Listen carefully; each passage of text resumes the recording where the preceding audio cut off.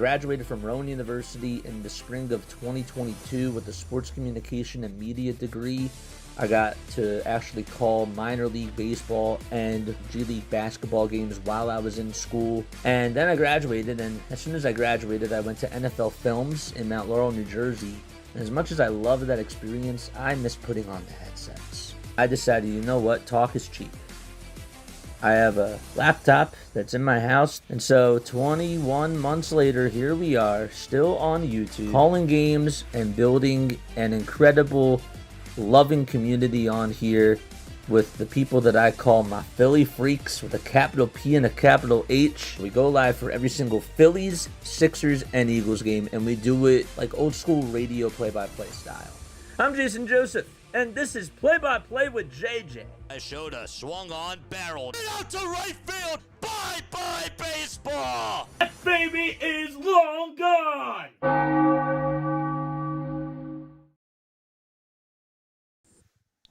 What's going on, everybody? Hopefully you're all doing well and having yourselves a very, very fantastic day. My name is Jason Joseph.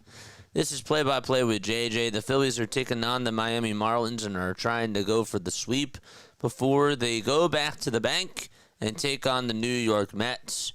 So they will be wrapping up the series this afternoon at 1:40 p.m. Eastern Time. Hopefully you're all doing well and having yourselves a very, very fantastic day. Hit the thumbs up button, subscribe to the channel, and turn on the notification bell icons too, and that way you will know when we do go live. So we got Phillies taking on the Marlins.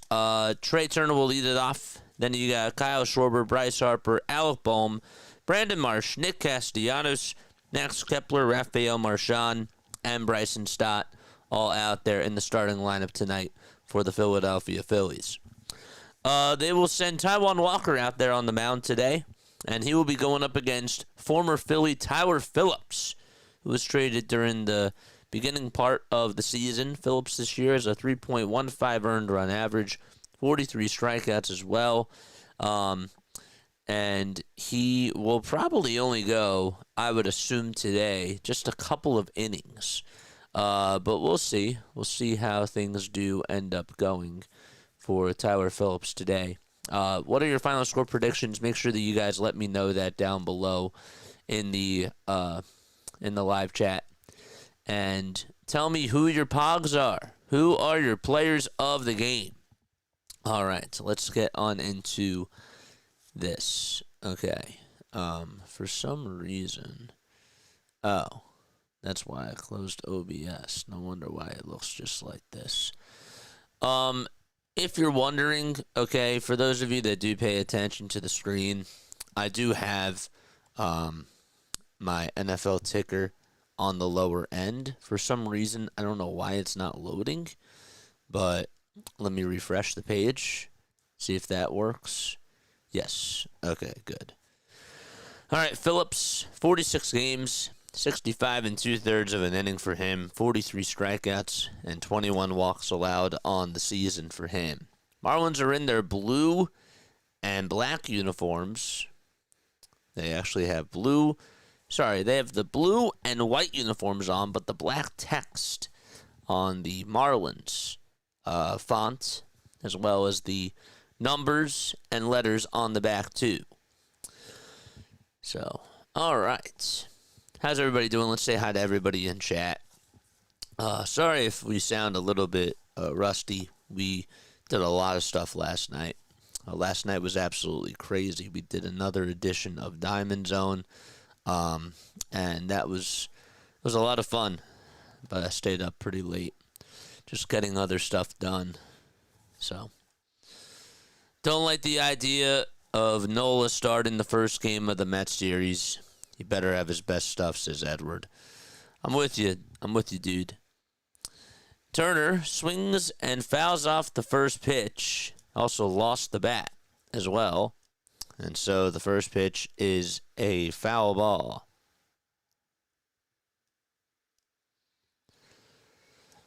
Okay. Let's go, Phillies, says Cool J. What's up, Pokey Boy? So, yeah, let us know what your final score predictions are down below. I know that the NFL is back on today, so I don't think we're going to get too many people on. which is fine.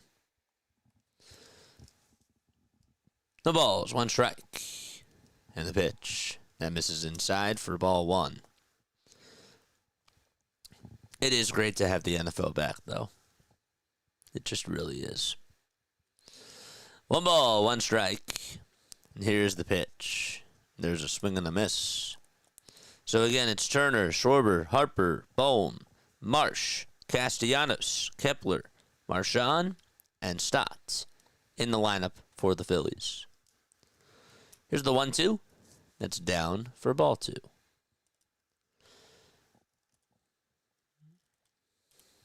I don't know why the sports scores bot is not working, but it is 2 balls, 2 strikes.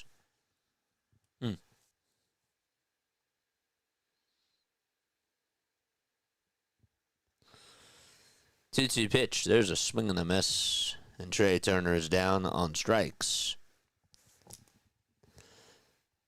Why is this not working? Let's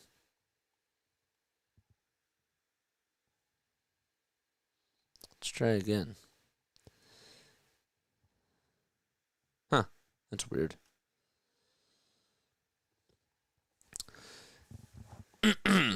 Kyle Schwarber is now due up at the plate. Schwarber takes outside for ball 1.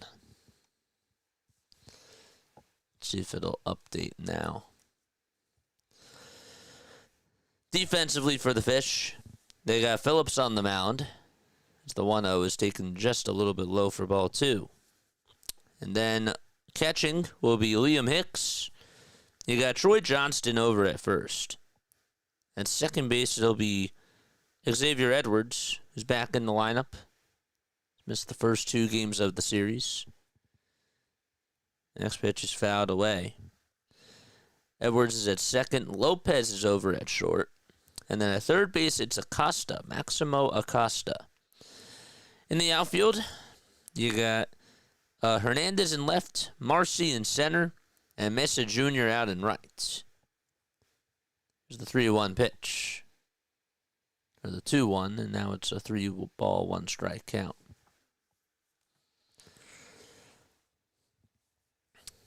One away, top of the first. 3-1 offering the Schwarber, and he gets under it and hits it out over towards left field. Heriberto Hernandez is there, makes the catch. And there's out number 2. And now bring Bryce Harper up to the plate. There we go. Okay. Now I see that it's given problems.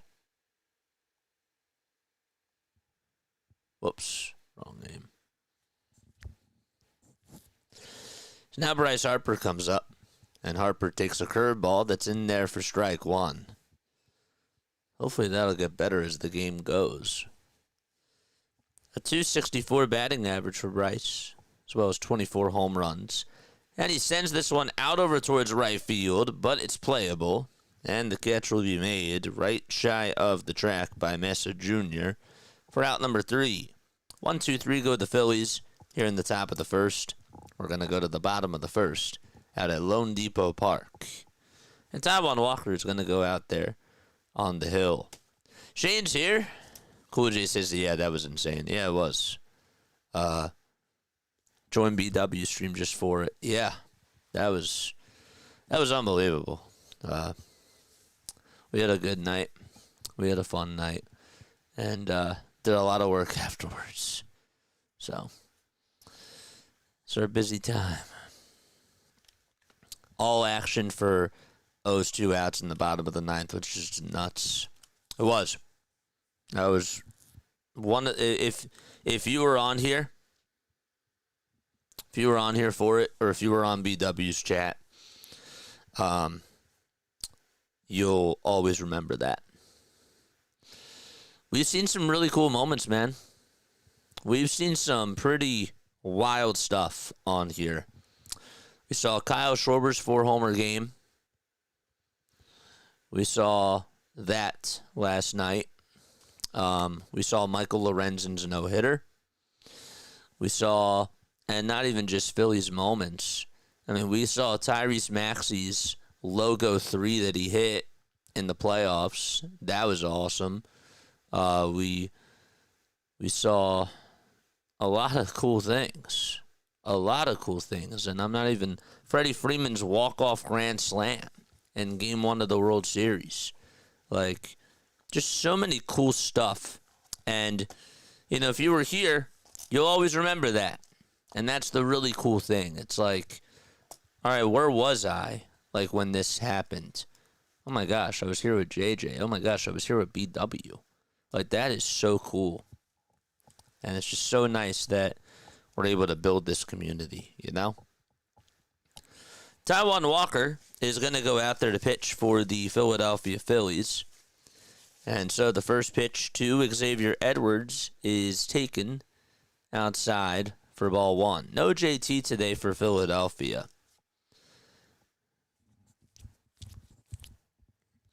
One ball, no strikes. Here's the pitch. That's a foul ball. Diamond Zone was crazy last night. Yeah. One ball, one strike to Xavier Edwards. I didn't even get... The crazy part about it, too, is that I didn't even get any alerts that a no-hitter was going on. I got no alerts, and I checked MLB.com stats, and that's when I got it. I didn't get any alerts. I must have not had them on. 1-2 pitch to Xavier Edwards. Check swing. Did he go? He did not. Third base umpire said no. So Taijuan Walker is pitching for the Philadelphia Phillies. He has a 3.92 earned run average, a 4-7 record, 75 strikeouts as well, and a 1.36 whip. And how could I forget? I mean, we got to see a Super Bowl. A Super Bowl victory. We've had awesome moments on this channel.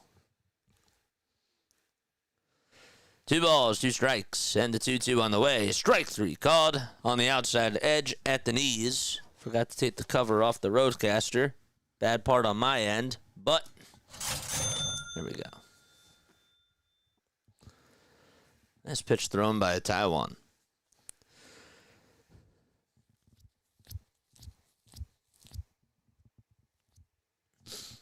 Oh boy.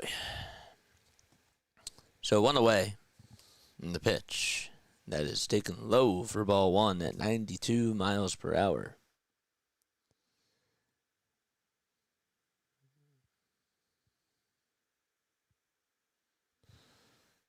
One a pitch. Line drive, base it out over towards left field.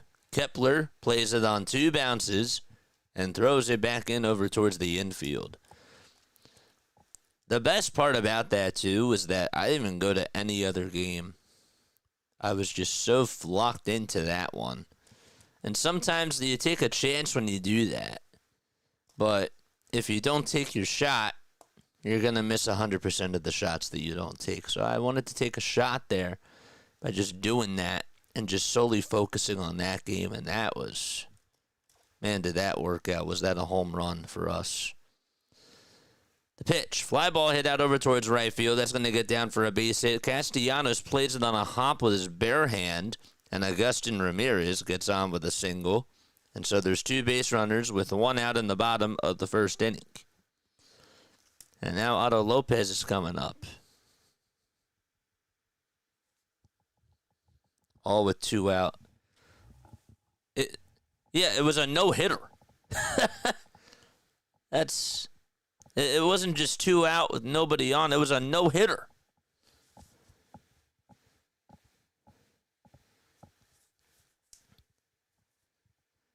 And Yamamoto got the no decision. 1 away, bottom of the first. And the pitch is taken at the knees for a strike. JJ and BW have nice clips of the collapse. Yep, I cut both of those. Took a lot of time. I cut his and mine. I wanted them to have it.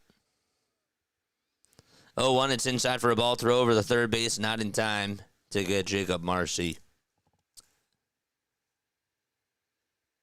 They do a double steal. Ramirez is over at second. So that does get rid of the double play.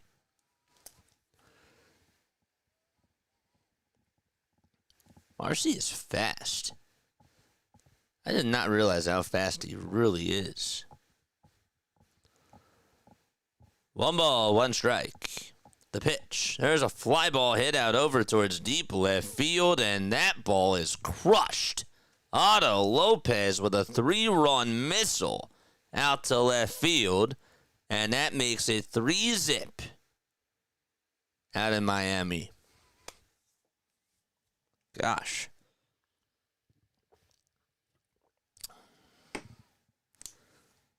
Holy moly.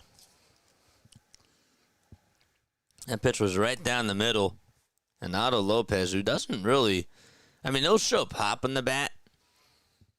He hit that thing pretty far.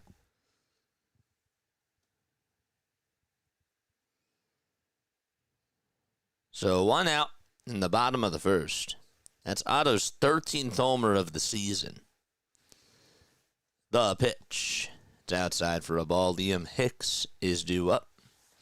Good job, JJ. Much respect for doing that. Yeah, man. Thank you. I wanted him to have that. I mean, that was special. That's probably the best game that he's gonna call in his career on here, unless they win a pennant. You know, doesn't get any better than that. 1 ball, 1 strike. The pitch. That misses way outside for ball 2. That was also in honor of Cal Ripken's 21-31.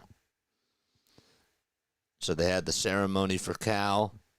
John Miller was there. And all these Orioles Hall of Famers. 2 balls, 2 strikes. 1 out, bottom of the first. And they all got to see it, including Cal. He was going nuts. 2-2 pitch. That's a foul ball hit back over towards the screen.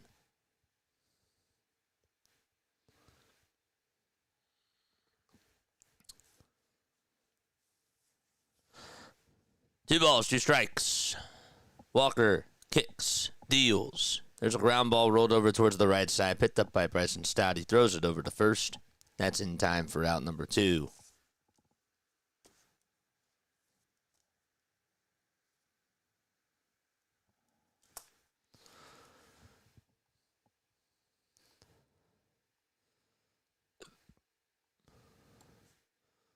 We got 106 people tuning on in. Thank you all so much for being on here. 2 away, and here's the pitch. Line drive hit out over towards right center field. That's going to get down for a base hit. And so Brandon Marsh will play it on a hop. And a 2-out single given up by Taijuan Walker. So Heriberto Hernandez able to get on base.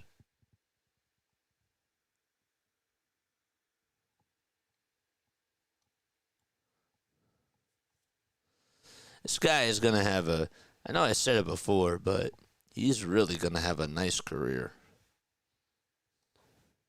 if he stays healthy. Here's the pitch to Johnston. That is taken just outside, according to the home plate umpire, for ball 1. Crew chief for this afternoon, you got DJ Rayburn as the home plate umpire, Sean Barber at first. At second, it's James Hoy. Then you got John Lipko over at third. 1-0 offering. That misses outside for ball 2. 2 balls, no strikes. Johnston in the box. Walker comes set above the belt, just below the letters. And the pitch on the way. Can't find the zone. It's 3 balls, no strikes.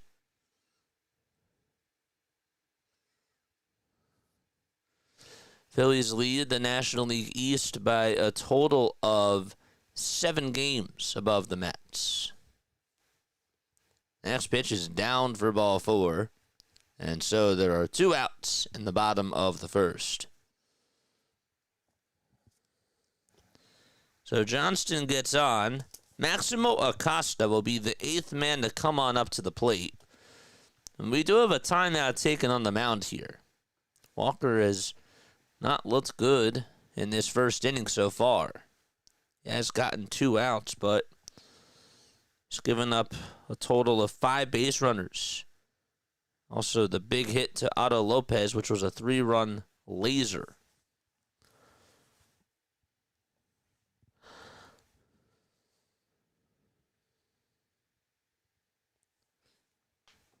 Acosta is due up, and Walker kicks, deals. That pitch is up high for a ball.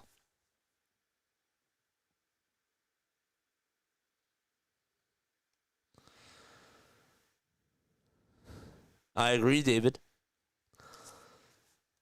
1-0 pitch. There's a swing and a miss. But to be fair, okay, let me ask you this. Right now, who would you say has a very good, solid number 4 on their team? 1 ball, 1 strike. And here's the pitch. There's a swing and a miss. That's my counter argument to you. Is who in baseball would you say has a solid number 4?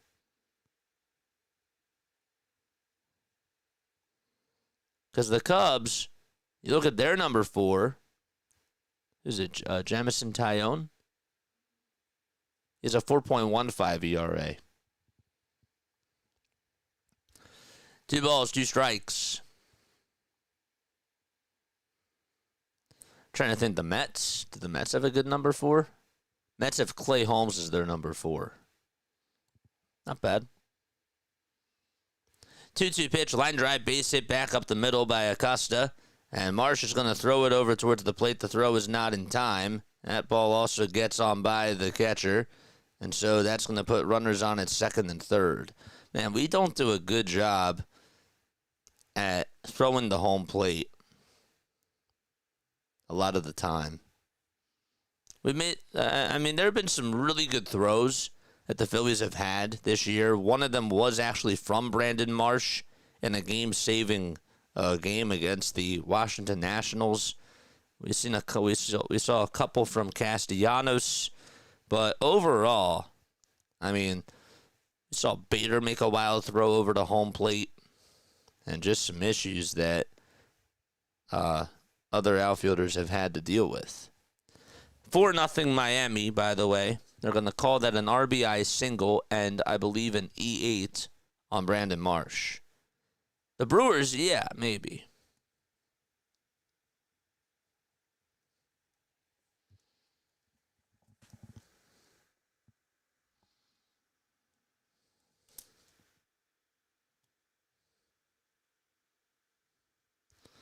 JJ peers into the chat, lets deeply into our souls.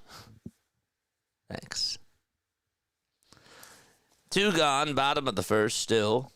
4 earned runs allowed in the first inning. That's the most that he's allowed since 2023. Victor Mesa Jr., the only guy that has not batted in this inning, takes down for ball 1. That was a cutter at 86 miles per hour. There was a mound visit from Caleb Cotham. Mesa batting 200 with 1 RBI. And he takes the 1-0 way outside for ball 2. I think you got to get somebody warmed up now. Might just be one of those days. 2 balls, no strikes.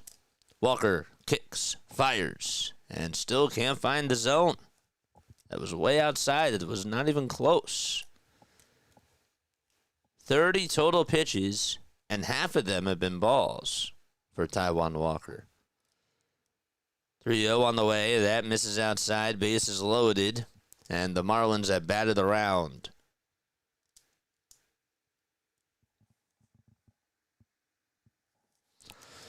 So Edwards is coming back up.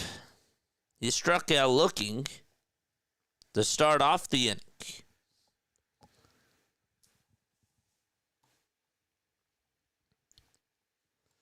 Hit that thumbs up button, folks, and subscribe to the channel as well.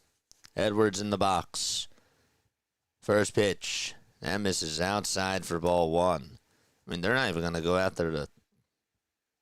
they did talk to him a couple of times, but you got to get somebody warmed up. 1-0 pitch. And there is a strike, folks. It was on the outside corner. Now Max Lazar is warming up in the Phillies bullpen. 1 ball, 1 strike. Just keep it a 4-run deficit.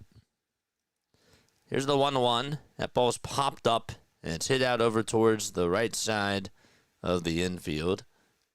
And so Harper gets over on the infield grass, and he'll make the catch. And the inning is over. So Edwards records 2 of the 3 outs in the first inning, but the Marlins put up 4 runs. And they bat around Taijuan Walker, and the Phillies are coming back up with a 4-0 deficit. They'll be back.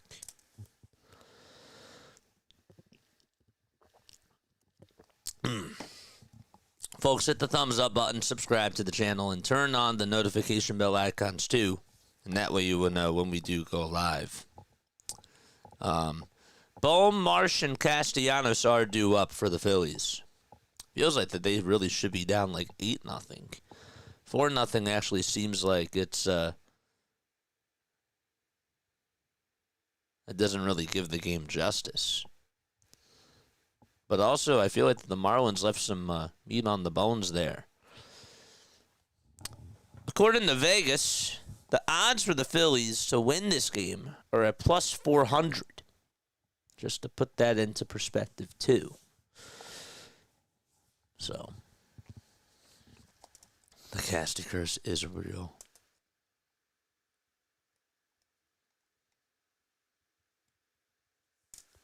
Harry says you never sign a Mets player. Never sign a Mets player? Trying to think of other Mets players that have worked out for the Phillies that were on the Mets. Excuse me. Before they came to the Phillies. Harrison Bader. Harrison Bader was a Met. There you go.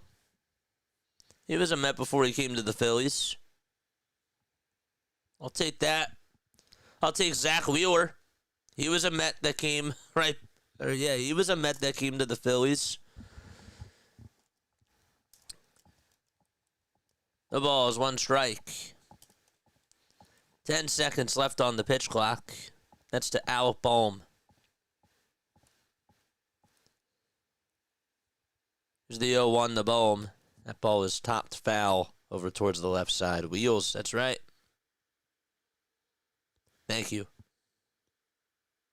Lefty and McCarver, yep, that's true. It's a good one as well. No balls, 2 strikes. Those are good ones. The 0-2 pitch. That ball is fouled.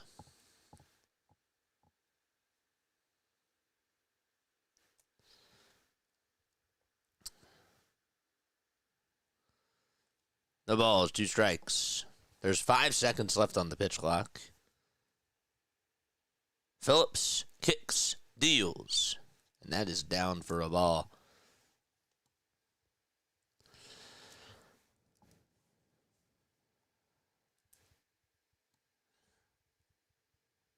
We also got to see Tyler Phillips throw the complete game shutout. That was a cool game, too. 1-2 on the way. Swing and a miss. There is out number 1 here in the top of the second.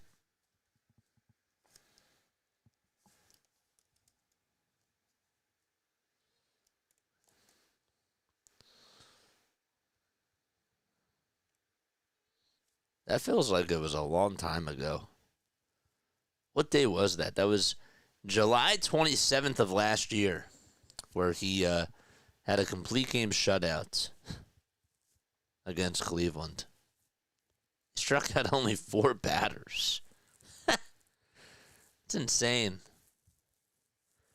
The ball is 1 strike to Brandon Marsh. Here's the 0-1 pitch. There's a swing and a miss. Good splitter thrown by Tyler Phillips there.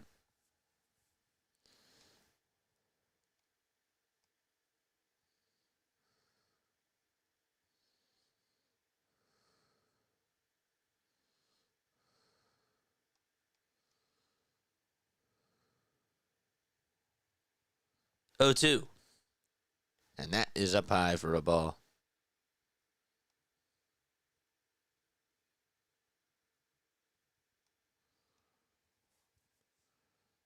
There's the 1-2 on the way. That's down in the dirt for ball 2. So it's 2 balls, 2 strikes to Brandon Marsh.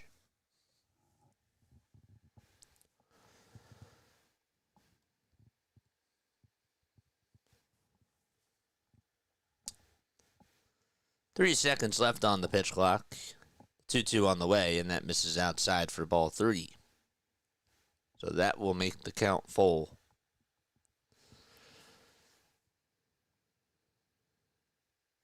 We'll be keeping our eye on the Mets game, too. Don't you worry about that. Here's the payoff pitch. That misses way outside for ball 4, and there is the first Phillies base runner that they have had this afternoon.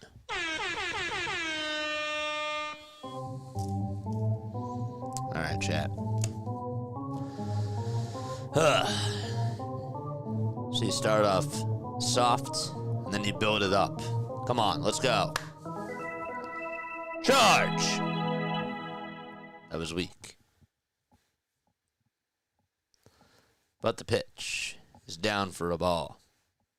That was weak on my end. But we build it up as the game goes.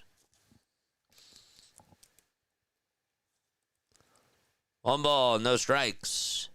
Phillips kicks, deals, swing and a miss on a sweeper that went towards the outside corner. The right side is wide open. At least the 4-3 hole is. 1-1 to Casty. Fly ball hit out over towards center field, and that's going to get past the dive of Myers. I don't know why he did that. Castellanos is thinking about easily going for 3. Marsh is being waved home. The throw over to third is not in time. It's an RBI triple for Nick Castellanos. And that makes it a 4-1 ball game. Jacob Marcy, not Dave Myers, out in center field. Just thought that he could dive for it. I mean, there was no chance that he was even going to be able to catch it. And he just laid on the ground. And that ball got way on by him that even Nick Castellanos was able to go over to third base on it. And now Max Kepler comes up and he looks at strike 1 at the knees. So therefore the count is 0-1. An RBI triple for Nick Castellanos. That's his second triple of the season. No balls, 1 strike to Max Kepler. And the 0-1, swing and a miss. Got a curveball there.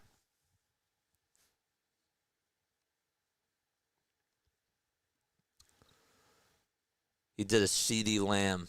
Yeah, there was no chance that he was going to catch it. The 0-2, that's down for a ball. At least, like, for CeeDee Lamb, like, those throws were right to him. You know? Those throws were right there. That was just egregious. 1 ball, 2 strikes. Get a sac fly here. That'd be awesome. 1-2 pitch. There's a swing and a miss, and Max Kepler is down on strikes. On the drop strike 3, the throw over to first was in time. And Tyler Phillips does record his third strikeout of the game.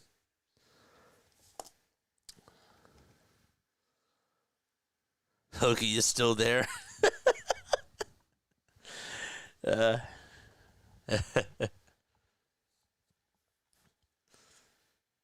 Casty got a triple, yeah. Rafael Marchand comes up to the plate. The pitch. That sinker was low, but he fouls it off towards the right side. Let's go. Charge! No balls, 1 strike to Rafael Marchand. Here's the 0-1. Swing on a grounder. Hit back over towards the mound. Phillips has it. Tosses it over to first. Inning is over. But Nick Castellanos does get an RBI triple. And Taijuan Walker is going to go back out there to pitch for the bottom of the second inning. Let's see how long the leash will be on Taijuan Walker. Hopefully he can do better than he did in the first inning. Maybe he'll settle on it. We'll see, though. The boy went to go get another hoagie. All right, just to take a look at the other scores, the Brewers are up 5-0 in the bottom of the second against the Pittsburgh Pirates. So 5-0 out in Pittsburgh. The Yankees lead at 3-2. They're going to the top of the third. They got a big battle here between the Toronto Blue Jays. When we take a look at the standings, the Yankees are 3 games in back of Toronto.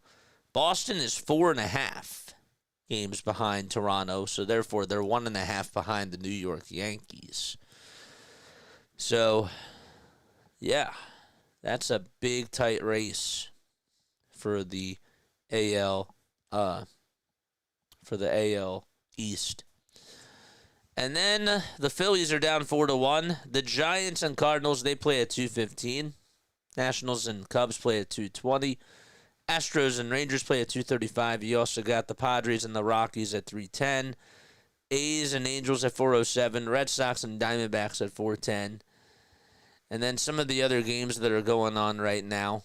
You got Mariners and Braves. It's 11-1 Seattle out in Atlanta. The Dodgers lead at 2-0 against the Baltimore Orioles. They're looking for revenge after last night. Mets do have a 1-0 lead against the Cincinnati Reds. They're in the bottom of the third. Tigers are up 3-2 against the Chicago White Sox. And the Minnesota Twins, they lead at 1-0 against the Kansas City Royals in the top of the first inning. So Jacob Marcy comes up, and he grounds this one towards the right side. Walker gloves it and shovel passes it over to first to get the out. He dug that up with his glove and was able to just flip it over to first with the glove on the ball. And Harper caught it, and there's out number 1. Nice play by Taijuan Walker. That was not so easy. He had to get off the mound, charge over towards his left side, and get a fast guy in Jacob Marcy. And he was able to do so. Now it's Agustin Ramirez, who has 19 home runs and 60 RBI. Another guy that just has a lot of pop in the bat. The pitch is taken low for a ball. Cade Gibson is getting loosened up in the Marlins bullpen. So I believe that is going to be it for Tyler Phillips. Here's the 1-0. That's in there for strike 1. We got 153 people on here watching. Thank you all so much. 1-1 pitch. Check swing. Did he go? He did not. Therefore, the count is 2-1. 153 people. I will take that because it is NFL Sunday. The 2-1 offering. That is low and away for ball 3.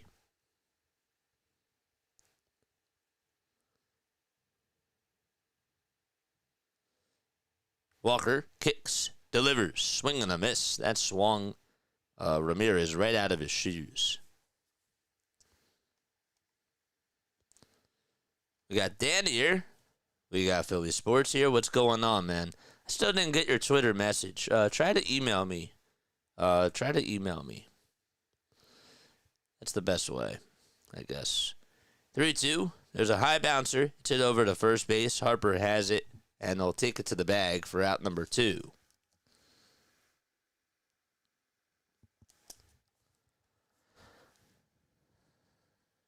Harry says, "Go Phillies, we're winning the championship this year." I hope so, man. A parade on Broad Street would be awesome. Here's Otto Lopez, who drove in his 67th, 68th, and 69th RBI. His last time up with one swing of the bat that went over the fence. First pitch was in there for a strike. Walker's 0-1. That ball's dribbled foul.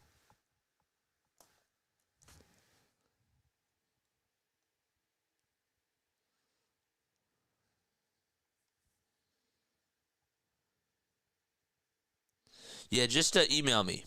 Email me. Here's the 0-2. Line drive hit out to center field. Marsh is going to let it get down for a base hit. He did not have a chance to get to it. So there's 2 outs in the bottom of the second. And Otto Lopez gets on with the second base hit of the game.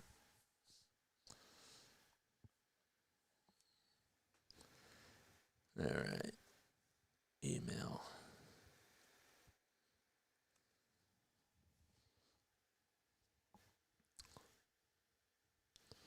Or is it Gmail? No, but it is email. There's my email. The toss back over to first. That's not in time to get Otto Lopez. Got to watch out for that guy because he has speed for sure.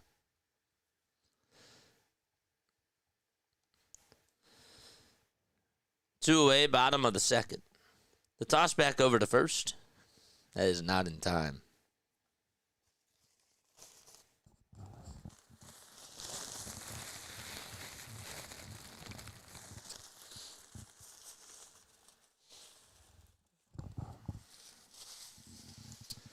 Here's the pitch. That ball's flied out over towards shallow left field. Kepler's there. I'll make the catch.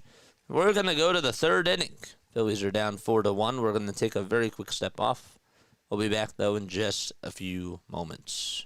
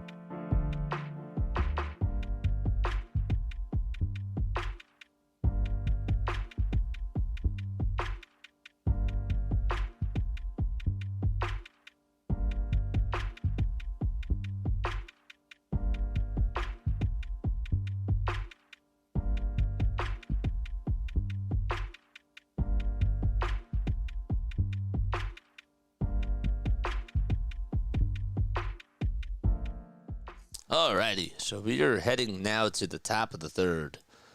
And Bryson Stott is the only man that has not batted today. Tyler Phillips is still going to pitch. There was some action going on in the Marlins bullpen earlier. And Phillips is having some issues with his PitchCom device, so time is going to be called.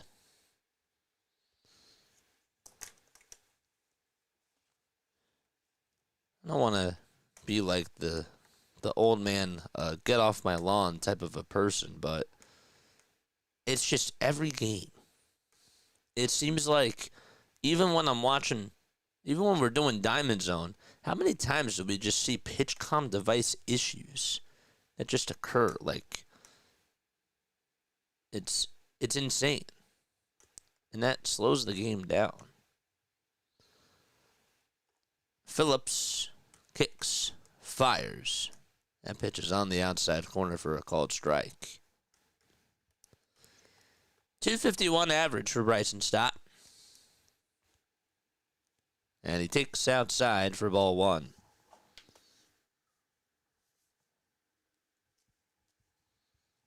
One ball, one strike. Here's the pitch. That is called a ball.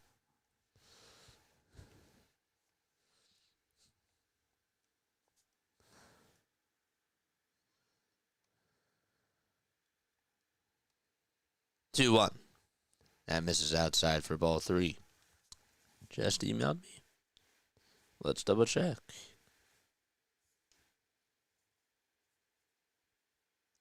Got it.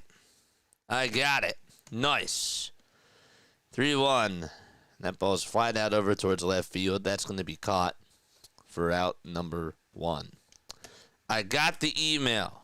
So we didn't get it on Instagram, didn't get it on X, but we got the email. Thank you very much.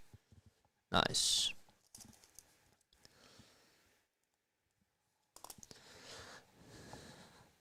Figured that there was going to be a way. Here comes Trey Turner to the plate. And he takes low for ball 1. 1 ball, no strikes to Trey Turner. Phillips kicks, fires. The pitch is outside and low. He did not go.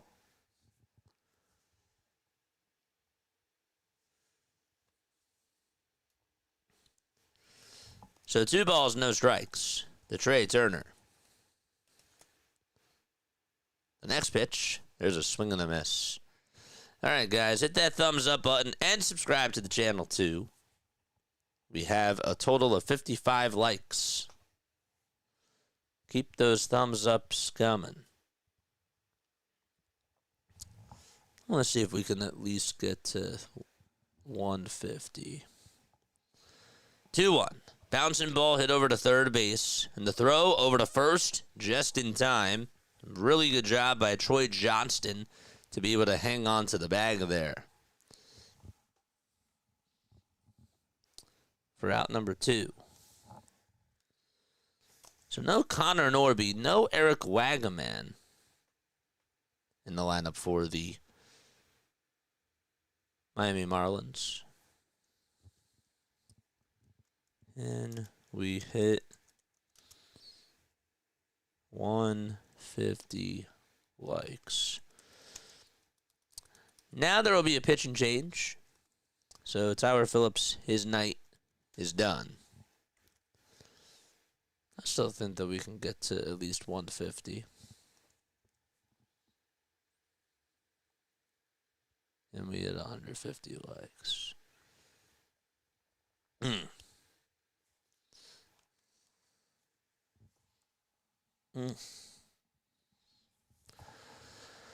Nice.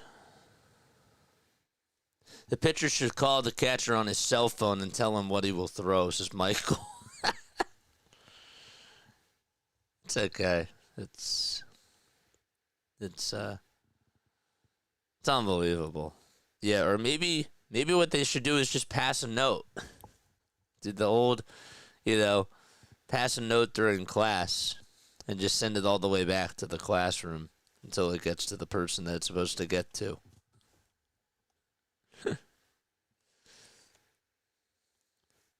But send it on the baseball. It's funny. All right, we're in the top of the third. There's 2 away, and the Schwarberian that's coming up to the plate.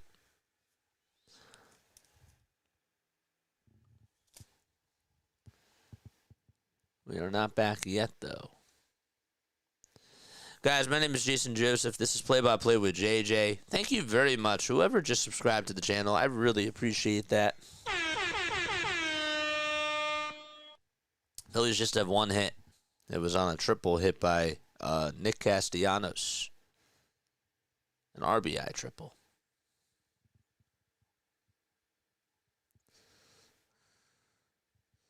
Here comes Kyle Schwarber to the plate. And pitch number 1 is low from Cade Gibson. They brought in the lefty to face this guy. 1 ball, no strikes. The pitch to Kyle. That ball was fouled off.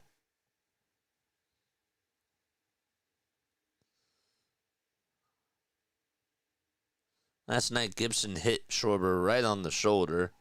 Looked like it was by accident. 1-1 to Schwarber in the air. Hit out over towards right field, but it's going to be caught for out number 3. And so Kyle Schwarber got it off the end of the bat. And the Phillies go down in order 1, 2, 3. Who is that? Michael says you're welcome. It's funny. All right, so we're going to the bottom of the 3rd inning.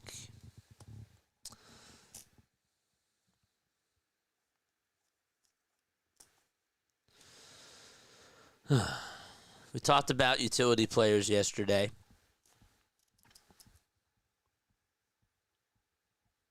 Trying to think of something else.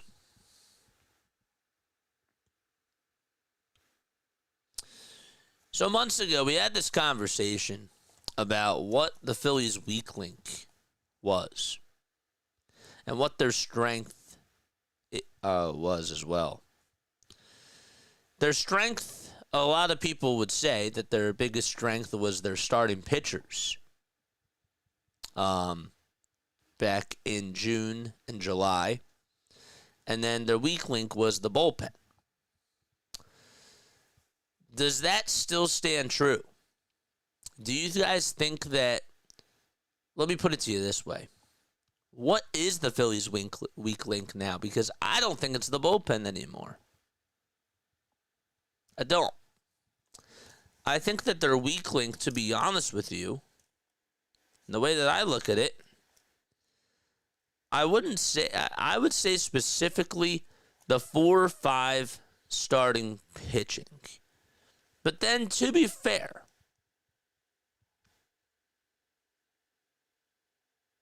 I take that back. The weak link, really, to me, is just the consistency of the offense. I bit my tongue. I take that back.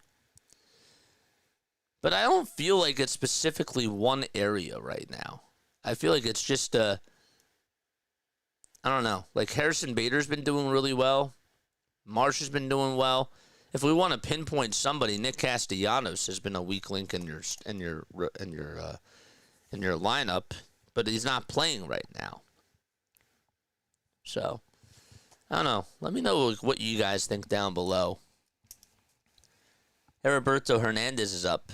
It's 1 ball, 1 strike, and the pitch is swung on and missed. Inconsistent offense, says Joseph. 2 balls, 2 strikes to Heriberto Hernandez. I think the Phils don't have the starting rotation, minus Wheels and with Noah struggling. This is Mundane. What's up, Mundane Moniker? How are you? 3-2 pitch. That ball's fouled away. I still think Sanchez and Ranger and Zeus. I still like the idea of them as a 1-2-3. 3-2 pitch, ground ball, rolled over to shortstop. Turner picks it up, throws it over to first, and that's in time for out number 1. But there are question marks, even with those 3 guys. How will Sanchez do in Game 1 of the playoffs? And, can Nola step up? I mean, there are questions with the rotation, for sure. The bottom of the order has been very solid lately. Here comes Troy Johnston. First pitch was taken for a strike. Pitch number 2 is high for a ball.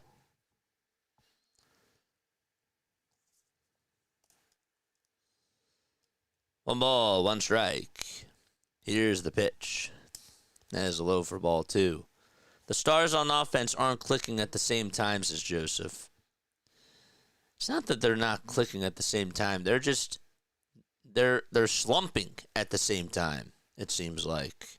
Except for Trey. Oh, and JT. Yeah, I agree. Having a lot of brain freezes today. Brain farts. 2-2 pitch, line drive, base hit, out over towards right field.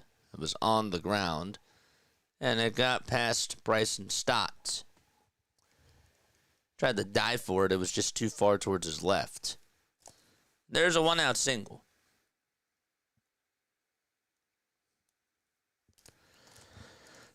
So Johnston reaches base for the second time today off of Taijuan Walker.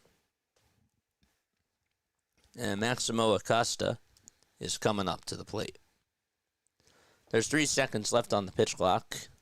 The toss back over to first is not in time. For starting pitching, they do still have a 1-2 in Sanchez and Ranger. Many World Series winning teams get it done with that much if the balance can get you a single win. That's fair. That's a good analysis there.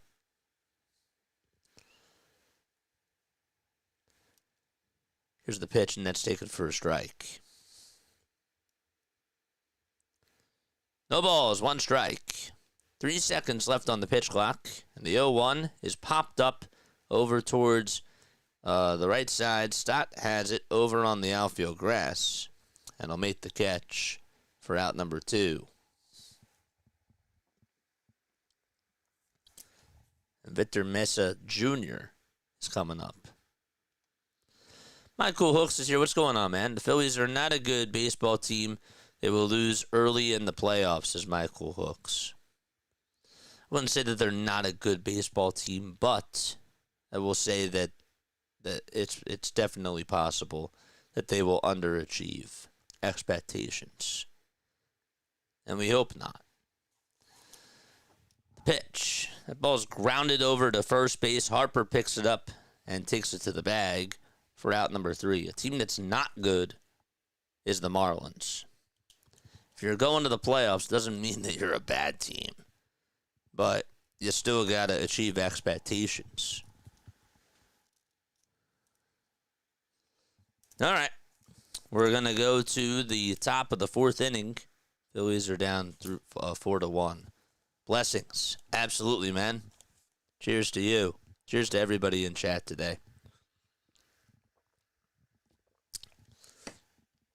Again, with the NFL starting, I figured it was going to be a little bit lower today. But I'm just really happy that you guys are here, that you guys are enjoying yourselves. But yeah.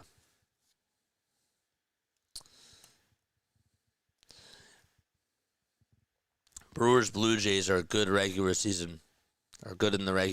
Playoffs are different. Yeah, there's a lot on their shoulders. And I'll tell you something else. I would really not be surprised if the Houston Astros go back to the World Series this year with how the AL West is. I mean, they just got Yordan Alvarez back. They got Hunter Brown pitching so well. Framber Valdez. I know that he did not look good against the Yankees, and we all know about the incident that ended up taking place, but in the playoffs, he just locks it down. He's good. They have the veterans. They got Correa back. I really, the more I think about it, the more of a shot I feel like Houston does have with going to the World Series.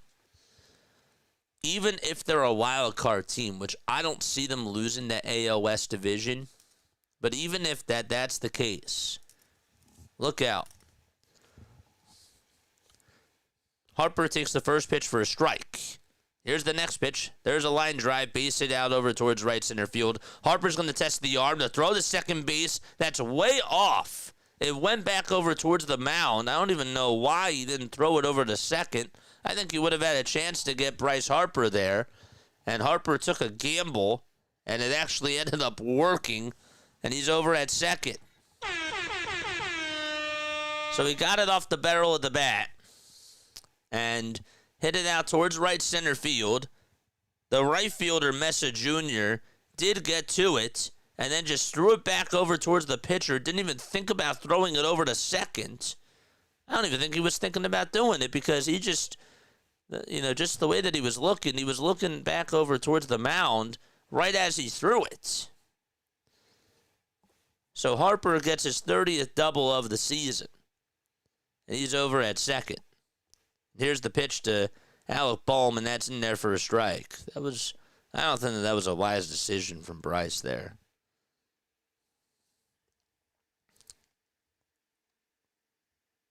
Cubs could also make noise, for sure.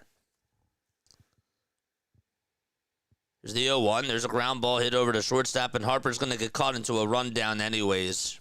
And he is out over at in between second and third. That's just so silly. Phillies have made some really bad base running mistakes. Harper thought that was going to go through, did not read the defense correctly, and gets himself out. So that's an unassisted fielder's choice.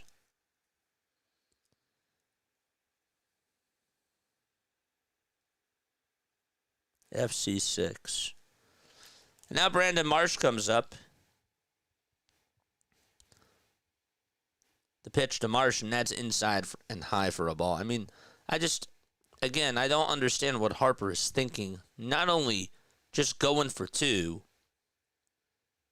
but the shortstop is lined up right behind you. Just got to watch where the defense is. The pitch to Marsh, there's a line drive, base hit out over towards left field. And so Brandon Marsh just continues to be very hot at the plate for Philadelphia. I think you got him. I don't know. Do you move him up or do you leave him right where he is?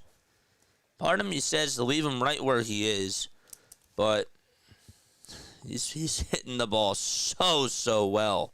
He's on another level. And now Nick Castellanos comes up to the plate.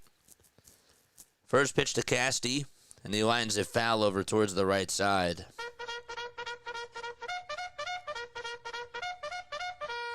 Charge! Top of the fourth, one away. Castellanos had an RBI triple his last time up. Shante is here. What's going on, Shante?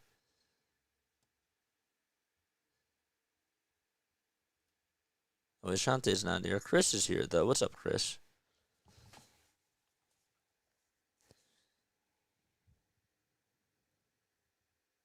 What's up, JJ and all? Philadelphia will win the first round. After that, I don't know. I've been saying Houston all year. It's Chris. Yeah, they're good.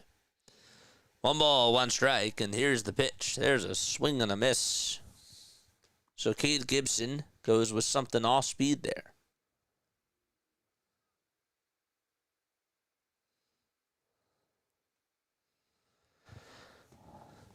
1 ball, 2 strikes to Nick Castellanos. And the pitch, way up high for ball 2. The throw back to first, and Marsh is out at first base on a nice throw from Liam Hicks. I don't know if he was out. I thought maybe he got his hand back in there, but Kalitri is at the phone, and he is picked off over at first. These base running mistakes have just been so costly for the Phillies. He was way off. No, yeah, absolutely he's out. The 2-2 to Nick. Check swing, did he go? Did he go? He did. He did, and Nick Castellanos is not happy about that call. First base umpire called him out. I think he took a hack in there, and we're going to go to the bottom of the 4th inning. So essentially, the Phillies shoot themselves in the foot, and the Marlins take a 4-1 lead as they go to the bottom of the 4th inning. It's just those types of things that really are just so sad.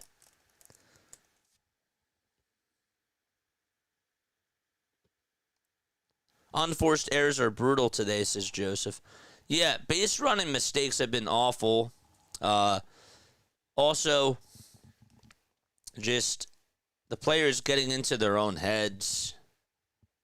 Walker making some mistakes in the first inning. Some mistakes, just to put it nicely. It doesn't seem like that they're just competing at a good enough level. Unreal.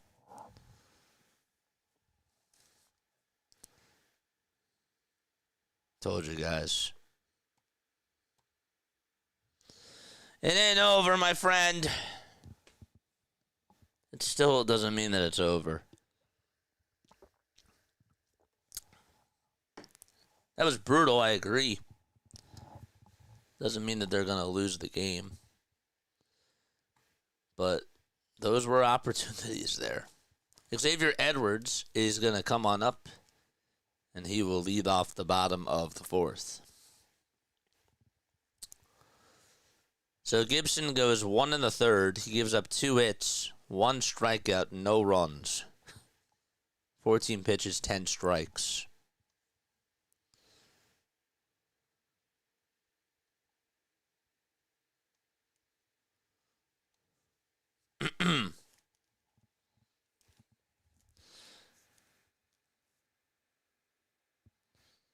Let's see if he went around. Did Casty hold there? It was pretty close. It was. Casty literally said, "What the fudge?" Walker back out there. Throws the first pitch down for a ball. So it's 1 ball, no strikes. I thought maybe there was a chance that he was going to get ejected.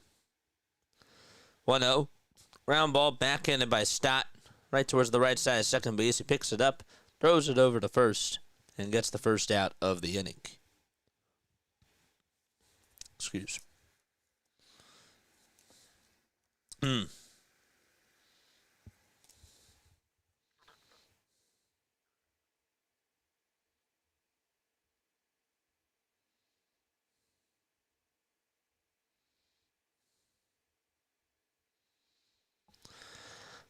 Next pitch. That ball's grounded over towards the right side. It's picked up by Bryson Stott. The throw over to first is in time, and Jacob Marcy is retired for out number 2.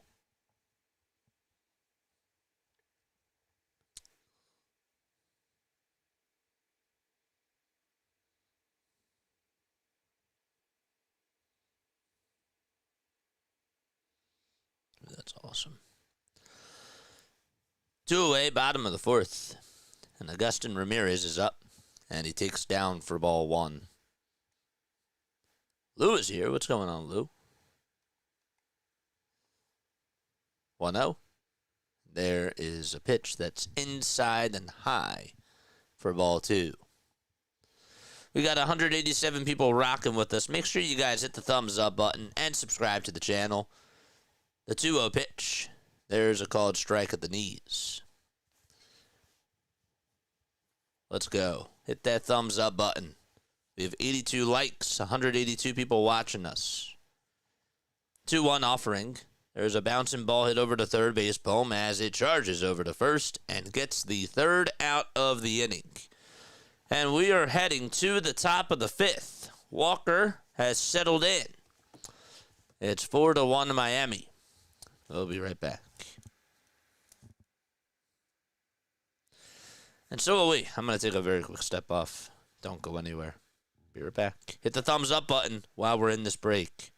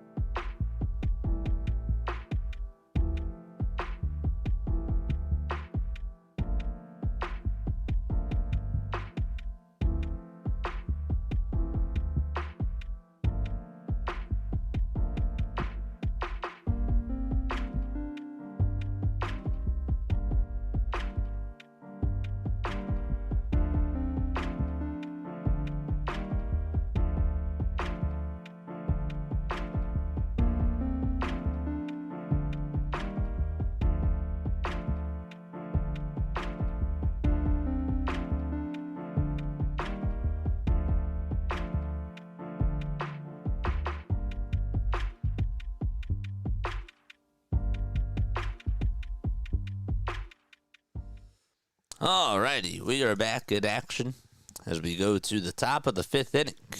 Max Kepler looks at strike one. Over on the outside corner. Is down in the count 0-1. The ball is 1 strike. We're on the top of the 5th. Here's the pitch. There's a bouncing ball hit over to first base, and the throw back over towards the pitcher. Gibson is in plenty of time to get Kepler out.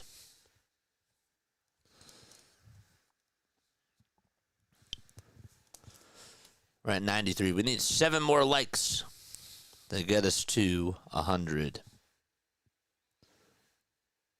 Calvin Foucher is getting warmed up in the Marlins bullpen. 4-1 Miami, top of the 5th, 1 away. And Rafael Marchand batting on the right side takes ball 1 inside and low.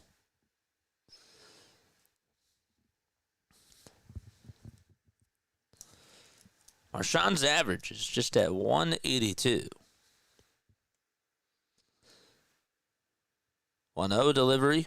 That is a wicked curveball thrown by Cade Gibson for strike 1 at the knees.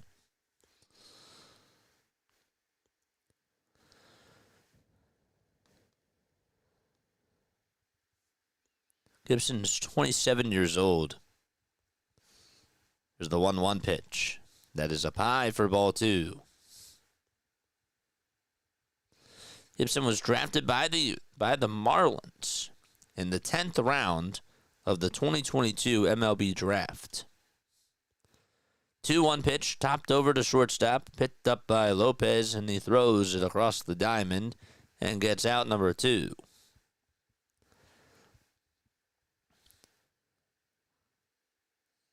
Gibson was assigned to AAA Jacksonville to begin the season, then got promoted on April 20th to the big leagues. So far, 3-5 with a 3.27 ERA and 34 strikeouts on the campaign. The pitch. And that is taken up high for a ball. Stott over his last 2 months, batting .322 and has a batting average of .452 with runners in scoring position. 1 ball, no strikes. And the pitch on the way is just outside for ball 2.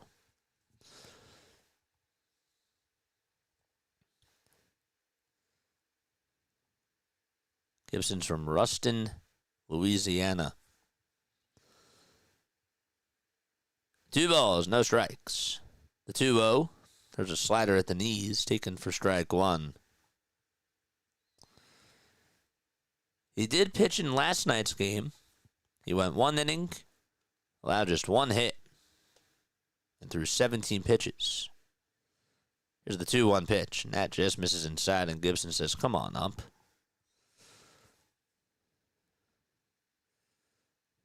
Three balls, 1 strike. 8 seconds left on the pitch clock. Stott in the box. The 3-1 pitch. There's a slider in there for strike 2 at the knees. Excuse me. Just an update on the Mets-Reds game. It is 1-1. That game is in the top of the 6th. And there's 1 away. 3-2 to Stott. And he fouls it off over towards the left side, and now to play it goes.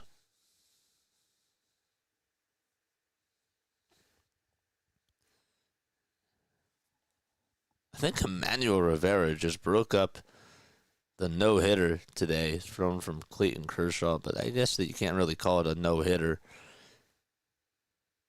because it was through 3 2/3. 3 balls, 2 strikes. Here's the pitch. Ground ball hit over to shortstop, picked up by the shortstop, and the throw over to first is in time. We're going to go to the bottom of the 5th. It is 4-1 Miami.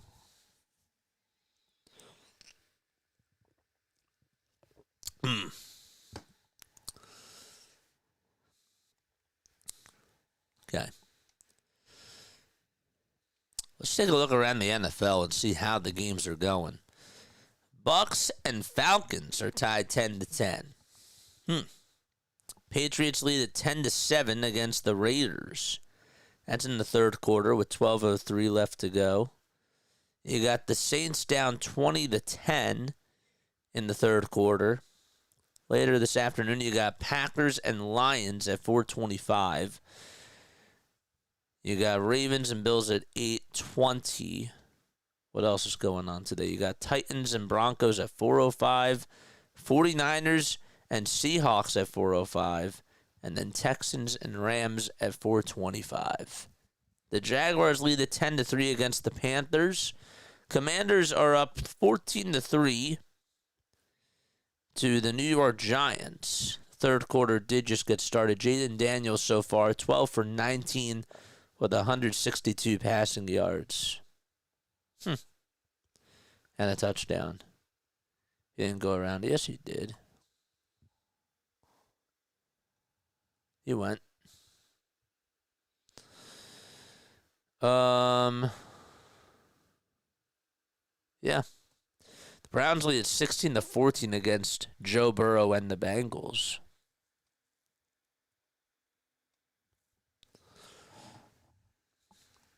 Walker Buehler did pitch yesterday. He's scheduled to pitch on Friday. He went 3 innings, gave up 2 runs, 3 walks, and 5 strikeouts. Also allowed 5 hits, too, and threw 78 pitches. Here's the first pitch. There's a ground ball rolled over to short. Turner picks it up, throws it over to first, and there's out number 1. That was Otto Lopez, who's been retired for the first time today.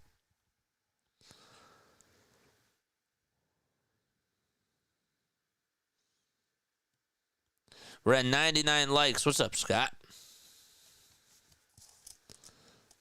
The pitch. There's a called strike. The count is 0-1.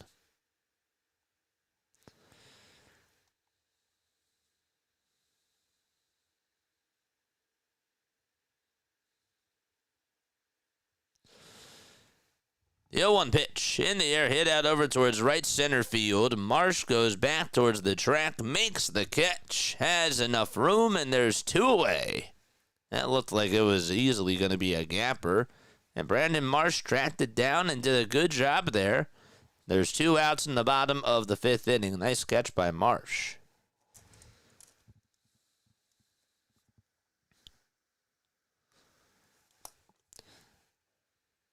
I don't know where he was before, but he did run a long ways just to go get to that ball.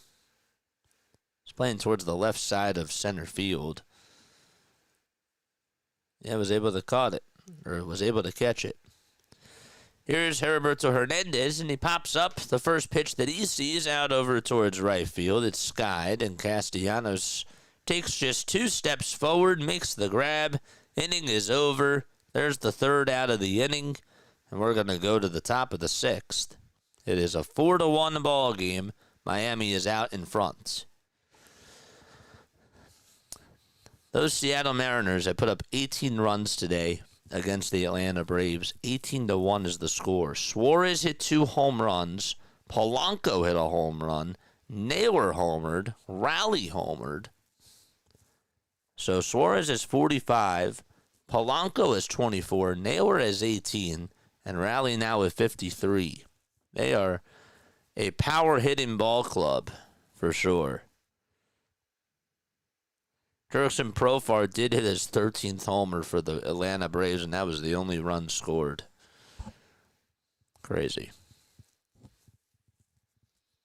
And Luke Jackson is facing this former ball club. Jackson was with the Atlanta Braves, won a World Series with them back in 2021. Played with the Rangers, the Braves, the Giants, then came back to Atlanta, then went back to Texas, and he played in Detroit for 3 games, and now he's on the Seattle Mariners. Brewers lead at 9-1 against the Pittsburgh Pirates.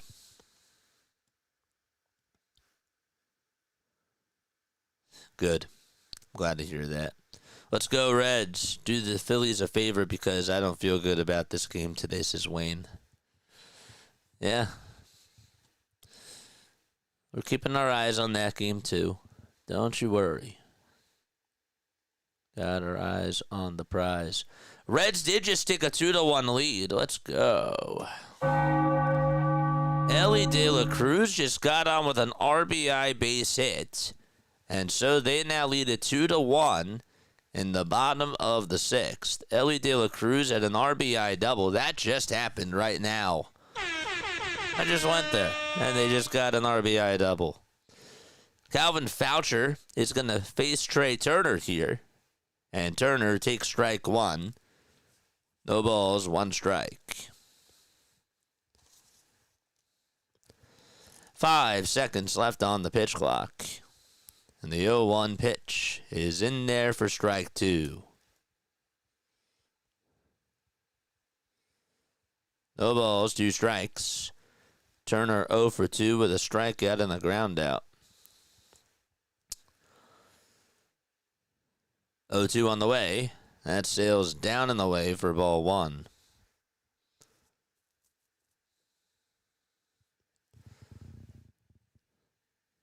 Kyle Schwarber waits in the on-deck circle.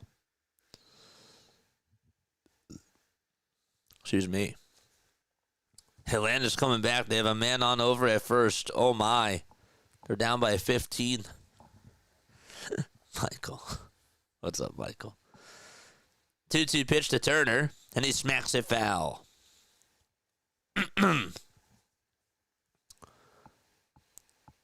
Calvin Foucher pitching for the Miami Marlins.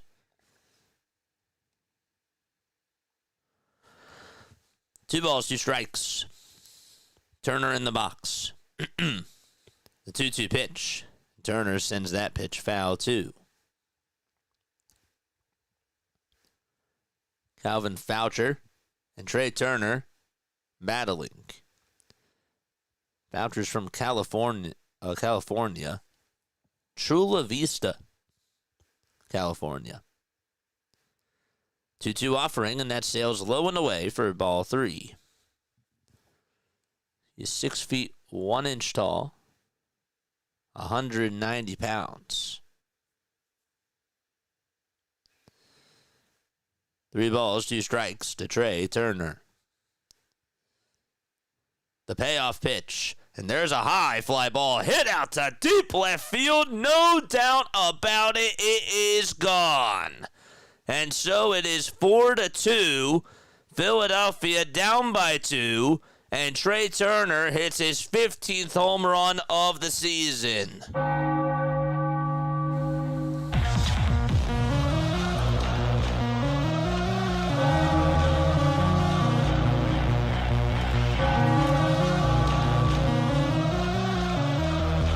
Good swing from Trey.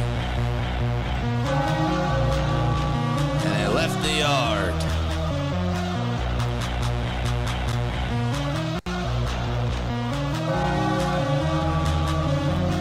That Phillies fan almost caught that thing. So now Kyle Schwarber comes up to the plate. And he takes the first pitch for a ball. Phillies down by 2. Schwarber in the box. The 1-0 pitch. That's a foul ball from the King. Turner's ball that he hit, it actually, with the way that it looked like it was going to carry even further. That had a chance to be caught. But it just got out. But with the way that the camera angle looked, I mean, they made it seem like it was going to go really, really far. It was pretty high. It just got out. 2 balls, 1 strike. Here's the pitch. That ball is fouled. Thank goodness. I sighed a breath. I was like, wow.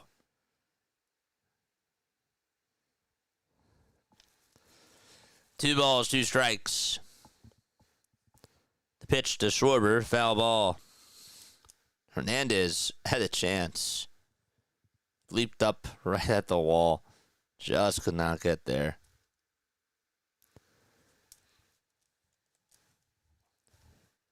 2 balls, 2 strikes to Kyle Schwarber. Time is called by Kyle. And he'll readjust his batting gloves, step out of the box. Now he steps back in. Voucher's ERA is at a 3.21 right before that home run was allowed. The 2-2 to Kyle. That's low for ball 3.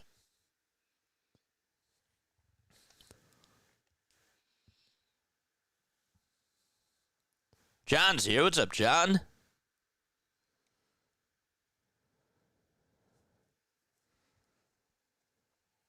Three balls, 2 strikes.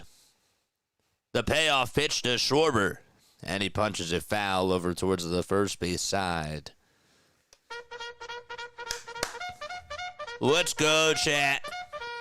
Charge!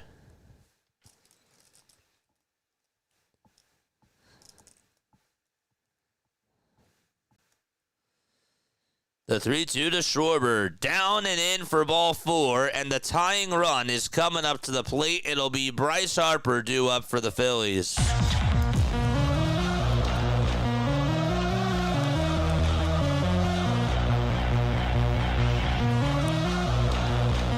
There's a replay of Harper's 24th home run yesterday.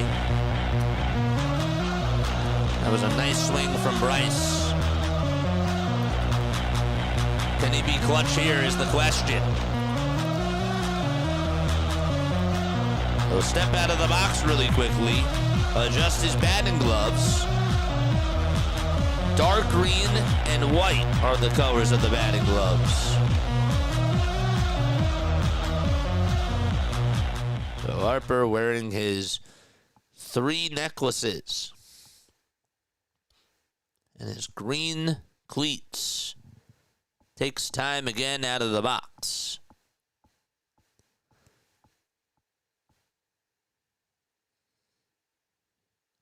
A runner on over at first. That's Kyle Schwarber. Voucher on the mound, and here's the first pitch. Swing and a miss on a curveball that was junk. It was in the dirt. Paul's here. How are you? John says, I'm feeling okay, JJ. I'm happy to see you on here, my friend.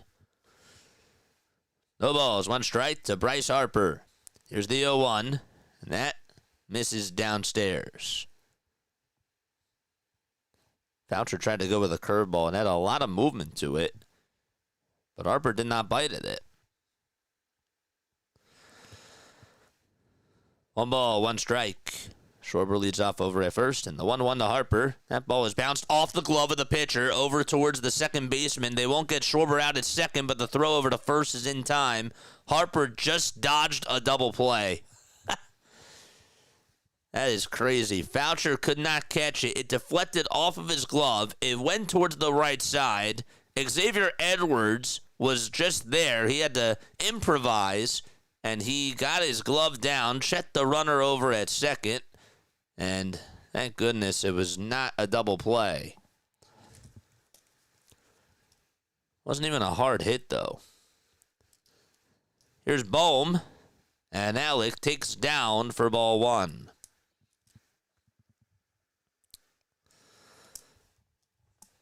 Schwarber is at second. Bohm is up to bat. 1 out, top of the 6th. Here's the 1-0. That misses outside for ball 2. Just to catch up really quickly on this Reds game is 3-1 Cincinnati as they go to the top of the 7th. 2-0 to Bohm. Ground ball hit over to shortstop. Schwarber goes back to second base. The throw over to first is in time. And there is out number 2.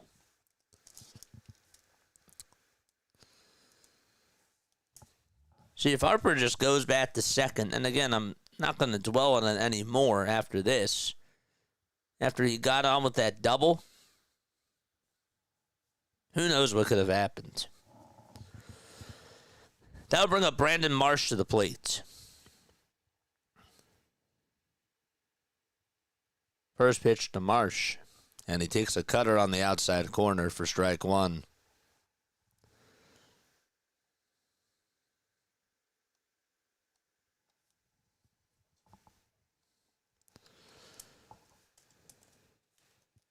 The ball is 1 strike. Time is called by Foucher.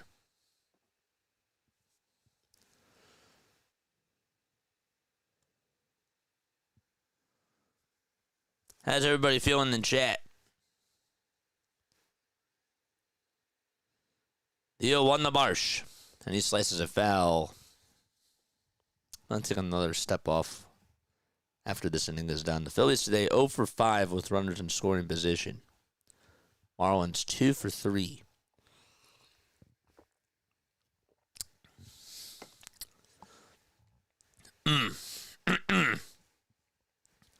Here's the 0 to the marsh, and he takes just outside for ball 1.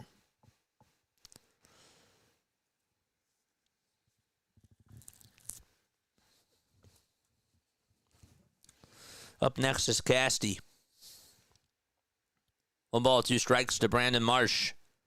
Here's the 1-2 on the way. Swinging a ground ball towards the left side and through the hole for a base hit. Kyle Schwarber's rounding third, and he will come in to score. Brandon Marsh continues to be Captain Clutch.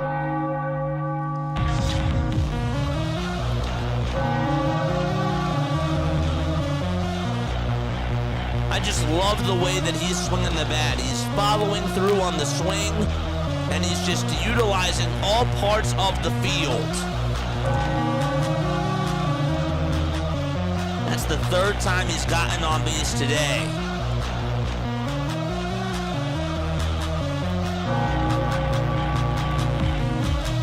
Here comes Castellanos in the pitch. There's a high fly ball hit out over towards center field. It's going to stay in the yard, though, and that's going to be caught by Marcy, and the inning is over. The Phillies do get 2 runs. One on a big swing by Trey Turner, the other one on an RBI single by Brandon Marsh.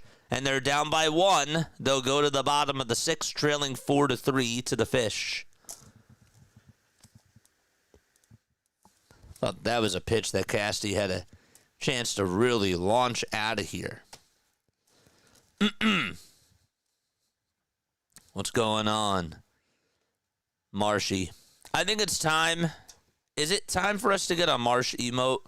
I think it is. I think that the time has come. I mean, we got one for Bader. I just don't know. Who do you knock off?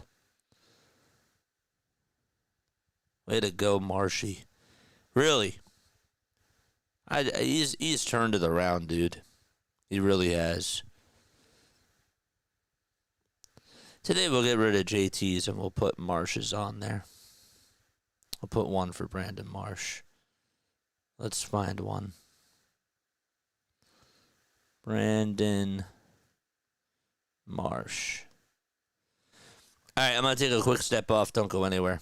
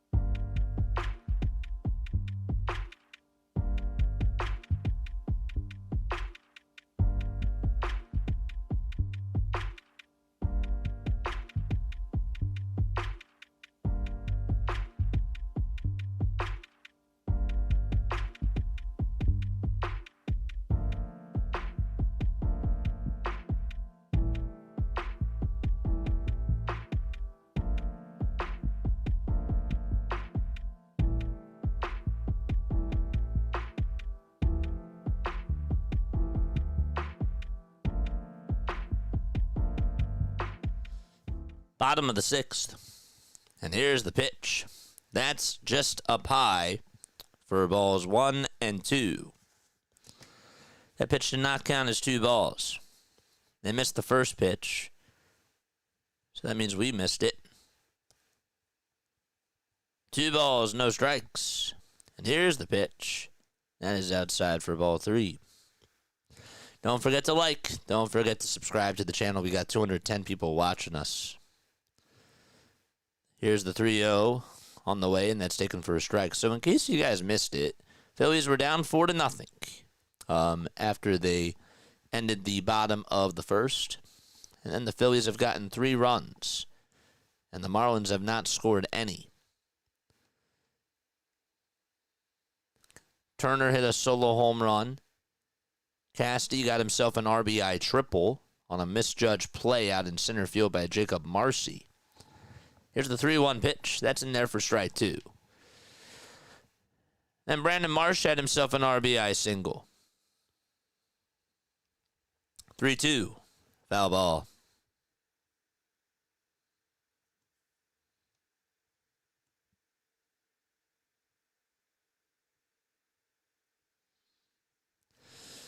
Three-two on the way. There's a fly ball hit out over towards right field. That's going to get down for a base hit.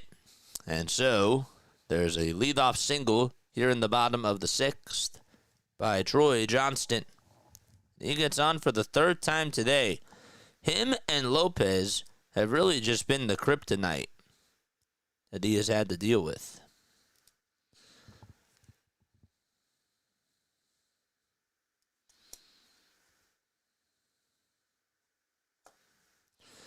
And so Maximo Acosta, who had an RBI single back in the 1st, he's due up.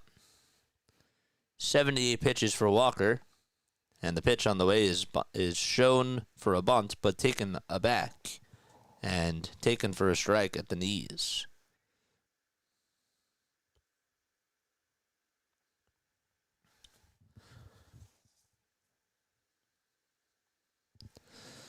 No balls, 1 strike, toss back over to first. And Johnson's not going anywhere. Jose Alvarado is getting loosened up in the Phillies bullpen. It's a good day for him to pitch.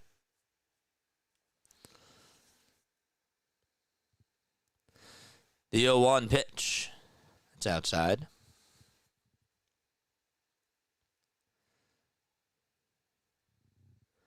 It's 85 degrees out at Lone Depot Park. The roof, I believe, is closed because it's raining. The 1-1, and there's a fly ball hit out over towards left field, and that's going to be caught by Kepler. He just got there over on the track to make the catch, and he slammed into the wall. I did not think with the way that that ball was going, that thing was drilled. I did not think that Kepler was going to catch it, even with his lack of speed, but he just got there, and he timed that perfectly. So that takes away a base hit, and Kepler makes the catch, and there's 1 out in the bottom of the 6th. That was drilled.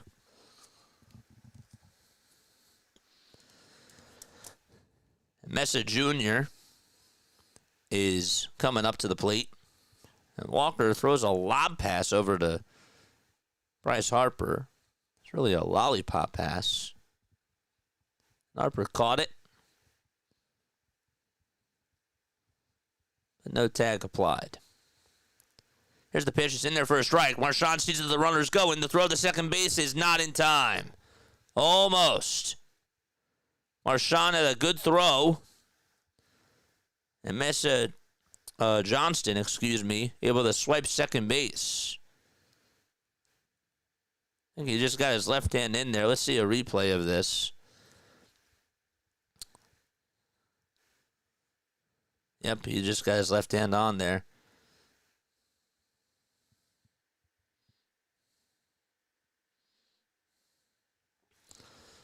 The ball is 1 strike.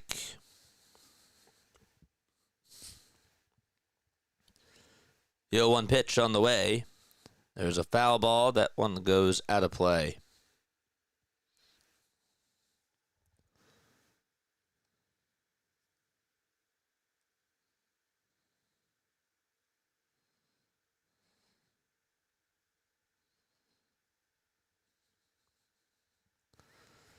The ball is 2 strikes.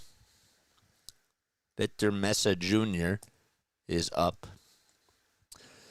Hit that thumbs up button and subscribe to the channel, folks.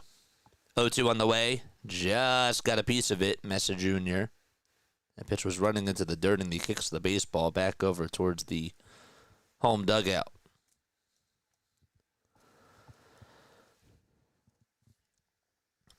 Johnston's over at second.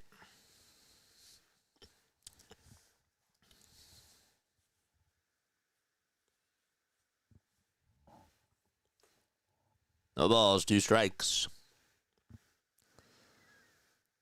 Xavier Edwards, he's up next. Here's the 0-2 pitch. Line drive hit out to center field. Marsh is there, makes the catch, and there's out number 2. Hard contact, but just right at the outfielders. And there are 2 away in the bottom of the 6th.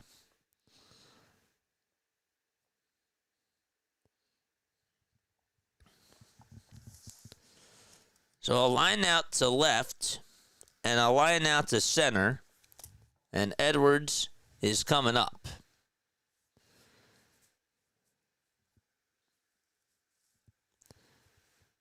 My question is,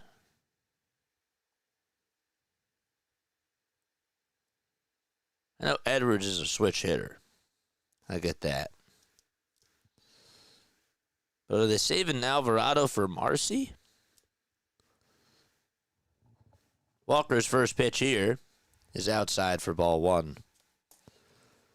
Just to check up on the Reds game very quickly, in case you are curious, Cincinnati leads at 3-1 in the bottom of the 7th. 1-0 on the way. There's a chopper, hit over to shortstop. Turner has it, throws it over to first base, and gets the speedster, Xavier Edwards, out for the final out of the inning. So Walker gets himself out of it, and the Phillies are down by 1 as they go to the top of the 7th, trailing 4-3 to the Miami Marlins. With that, we're going to take one more step off. We'll be back.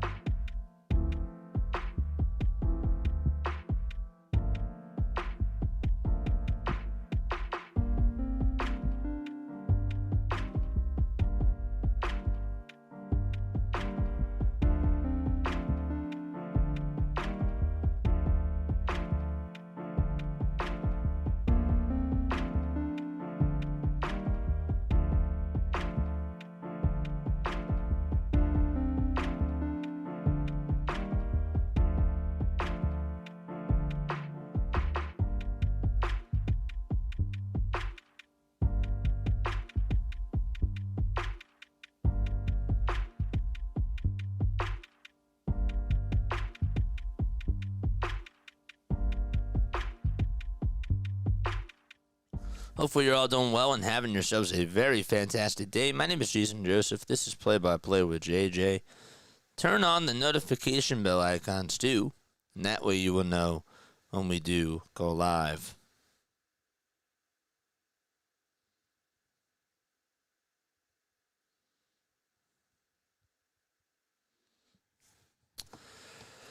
Here's the pitch to Kepler. In the air, hit out over towards right center field. And that's going to be caught by Jacob Marcy, who covers a lot of ground and makes the catch in front of the Jersey Mike sign out in right center field. That was a good pitch for him to drill. He thought he had it all. He did not. Marcy made the catch. A line out to center is how we start off the top of the 7th inning.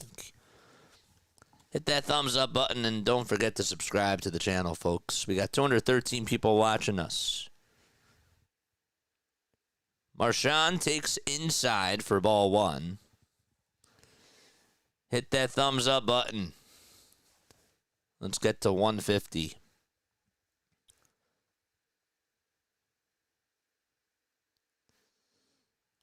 One ball, no strikes. The pitch. Foul ball. Hit out of play. The guy that is on the mound now for the Marlins is Peterson.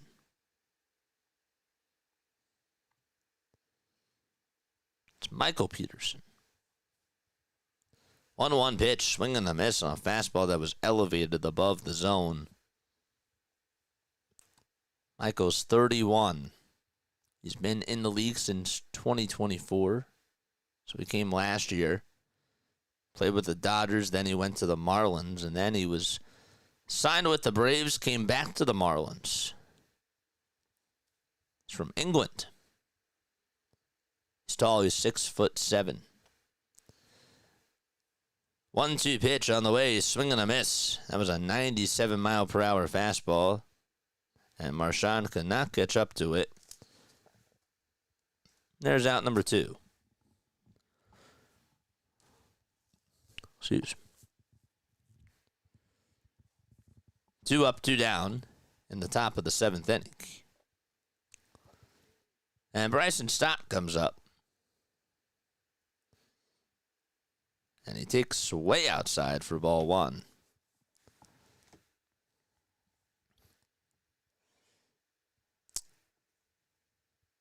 What's the magic number at now? 15 to win the NL East. 1 ball, no strikes. The pitch on the way. That is taken low for ball 2.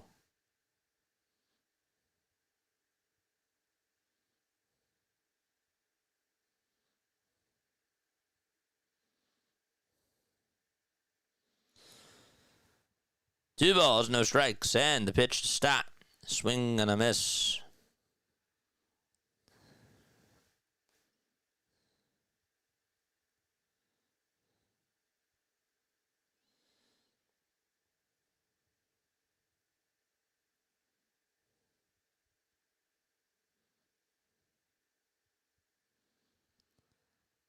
Two one offering.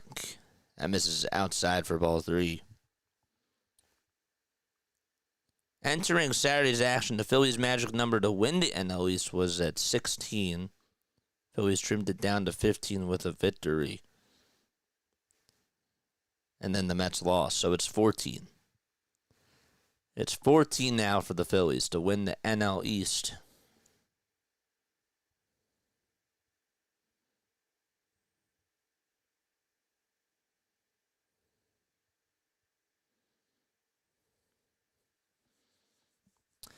Three balls, 1 strike. The next pitch was fouled. And here's the payoff pitch. That ball is fouled too.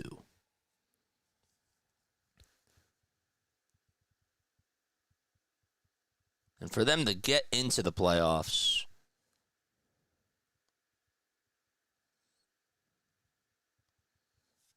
what's that at? 14. Yep. 3 balls, 2 strikes to Bryson Stott. 5 seconds left on the pitch clock. Peterson, not wasting any time, gets set and deals. And Stott fouls it back again towards the screen.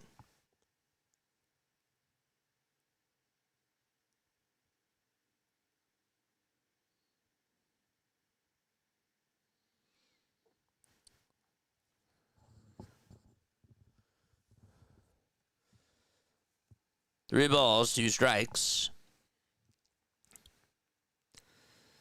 3 seconds left on the pitch clock, and the payoff pitch on the way. Another foul ball by Stott. He's grinding. He's doing a good job battling.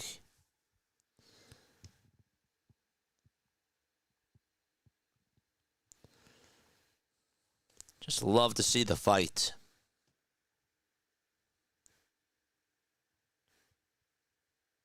Peterson's going to call for time. Just to go on over signs with his catcher. So Hicks is out there on the mound with Peterson, and the conversation will be broken up by the umpire. Four-seamer cutter, and it's been all four-seamers ever since. Coming good at 97, 98 miles per hour. 3 balls, 2 strikes. The payoff pitch to Stott. And that ball is flied out over towards the left field side. It's hooking foul, and it will go out of play. 10 pitches in this at-bat to Bryson Stott.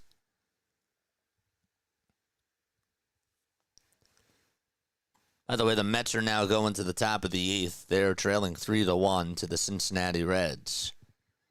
So if the Phillies win and the Mets lose, the magic number to win the NL East goes down to 12. 3 balls, 2 strikes. The payoff pitch on the way. Foul ball again by Stott. It may have been a little bit outside, but Stott was looking to protect.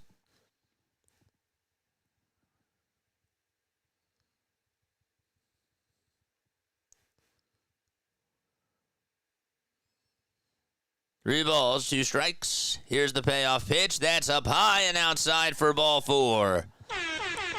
A heck of an at-bat for Bryson Stott, and he's now over at first base for Philadelphia. And now we flip the lineup card back to Trey Turner, who smoked one his last time up, and it left the yard. Charge! But first, we got a pitch and change. That's going to be it for Michael Peterson. And we'll see who comes on in next in just a few moments. I need some water.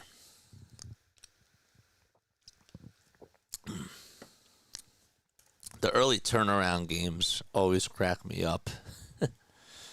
Especially after a late night like last night.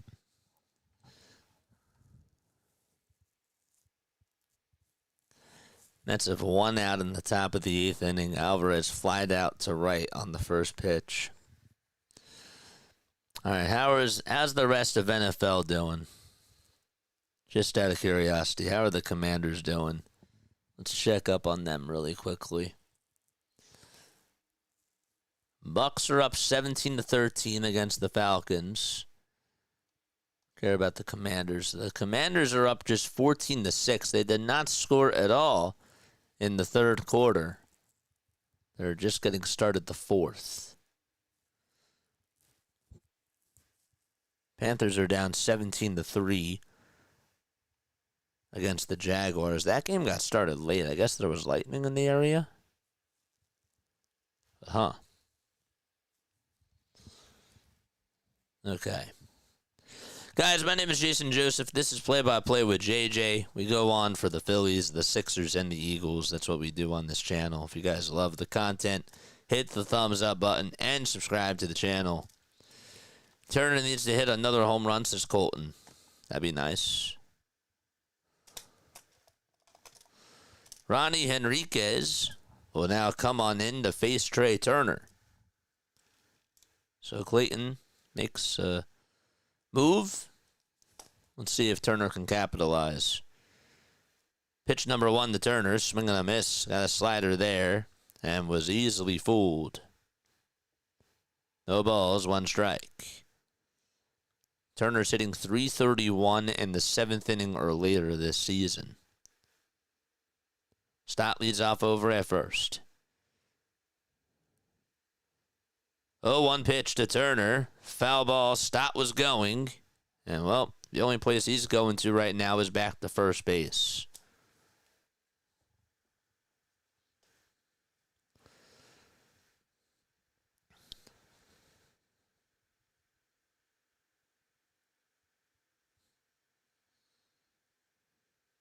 No balls, 2 strikes. Henriquez gets set at the letters, gets the signs, and fires. And Turner fouls it off again. And Stott, who was going over to second base, has to go back to first again. It's like, come on, man.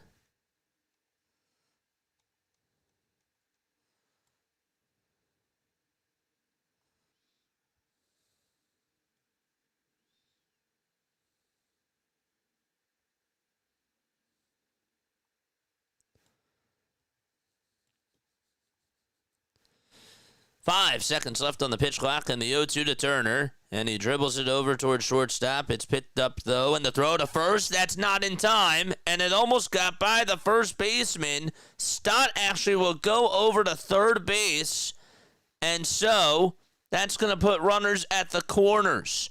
The throw was a little bit wide by Lopez, and I didn't think that that was going to be getting away from the first baseman, Johnston. It almost did, but it did allow Stott to go over to third.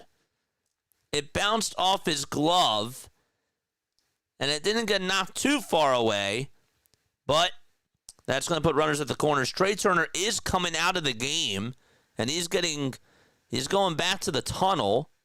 Hopefully he's okay. Kyle Schwarber's like, what do I do? Rob Thompson is going out there. Why did Trey Turner just go back to the tunnel?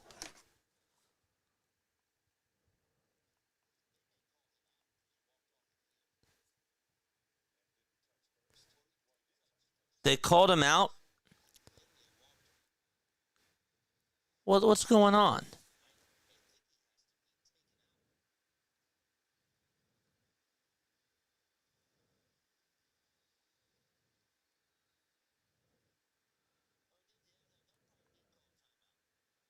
The umpire called timeout, Ruben Amaro said.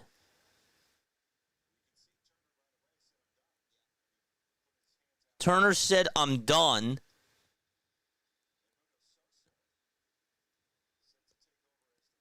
And Edmundo Sosa will be the runner over at first base. So James Hoy is talking to Rob. So what, did he not touch first? Trey Turner just exited the game after reaching first base. He turned straight to the dugout and headed to the tunnel.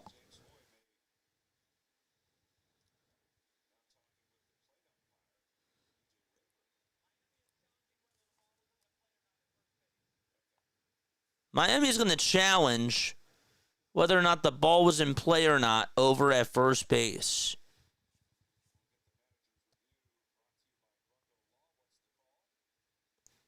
Scott Lauber said that Trey Turner reached base on a throwing error and then took himself out of the game and went directly to the dugout. Looked like he tweaked something when he stepped on the base with his left leg.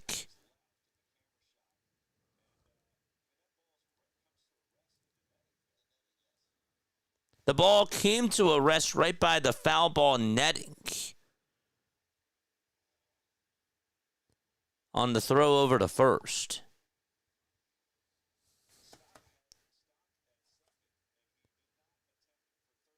Stopped over at second base. Did not attempt to go over to third.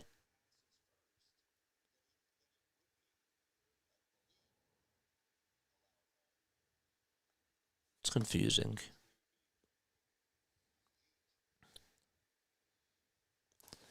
So we got a manager's challenge going on.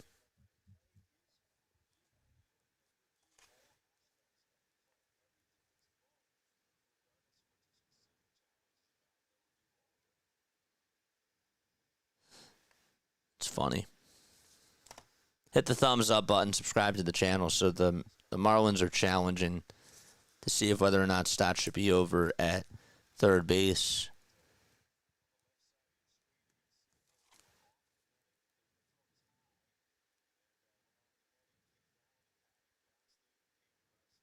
The ball, when it got past Johnston, I didn't think it got past him. It deflected off of his glove, and then it just went into the netting.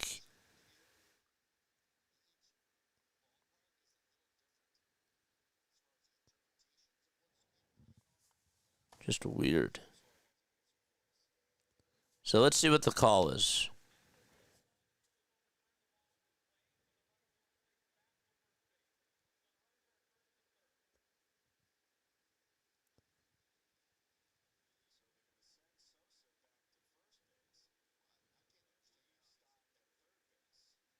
So Sosa is over at first, and Stott is over at third.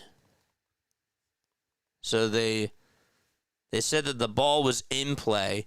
They got confused. It was confusing because when it bounced over towards the netting, they didn't know if it landed into the stand, if it was out of play or not. So they call it in play, as the ball was in between the foul ball netting and the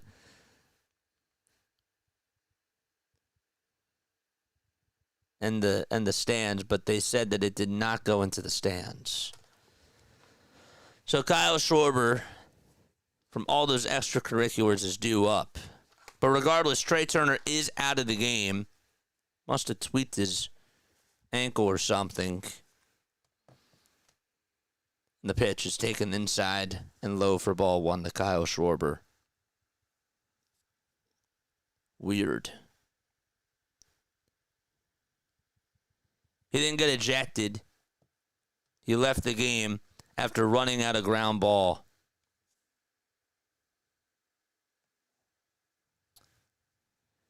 One of the pitch is taken low for ball two. Turner left the game immediately after running out the ground ball. Didn't even hesitate, walking directly off the field back to the dugout. They'll await from Rob to see what the injury is. 2 balls, no strikes. Did he quit? It's like, dude, I'm out. Hopefully he's okay. 2 balls, no strikes to Kyle Schwarber. Sosa is over at first base. 2-0 to Kyle. Swing and a miss.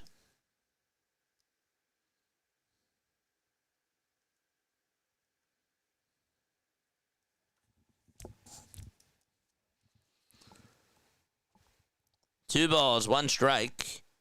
Schwarber in the box. Henriquez comes set and deals. And there's a fly ball hit out over towards right field. It is a long foul into the upper deck.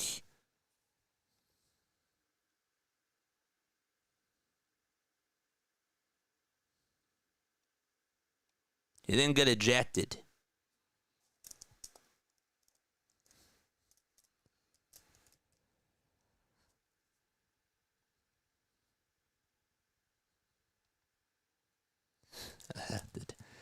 No, he got hurt. 2 balls, 2 strikes to Schwarber. And the 2-2 is down and in for ball 3. Took the slider there. So the count is full. That was a bizarre sequence of a play.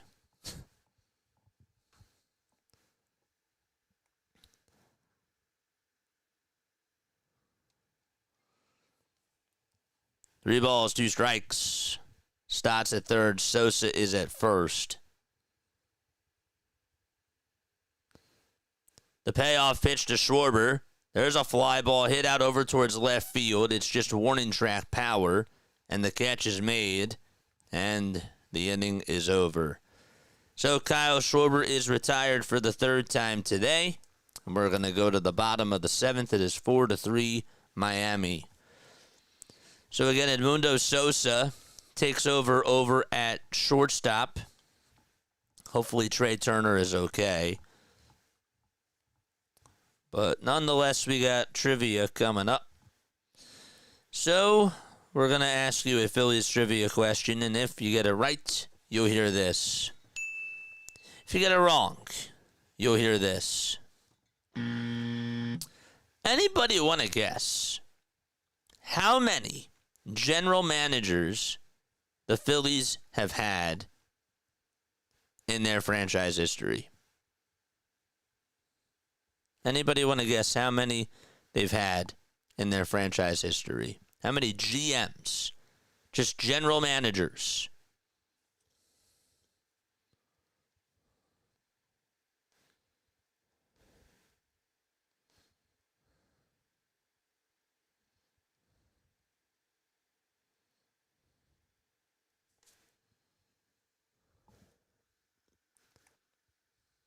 Anybody?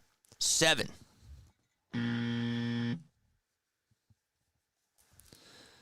17. Nope. 26. Nope. General managers. Not talking about managers. General managers. 15. That's close. 15. Really, 14 is the 7 is actually the closest. Sorry. 7 is the closest. This team has been around for over 120 years. Jack says 15. Nope.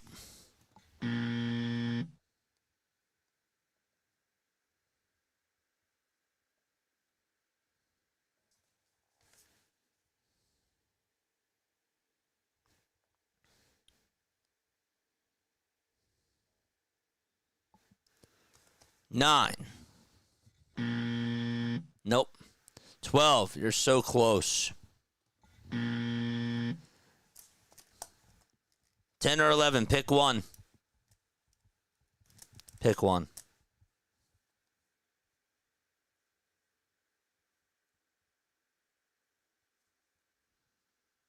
10. Nope.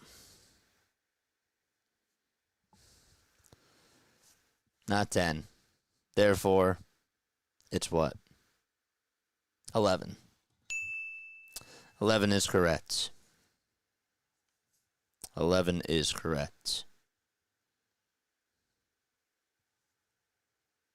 Good job.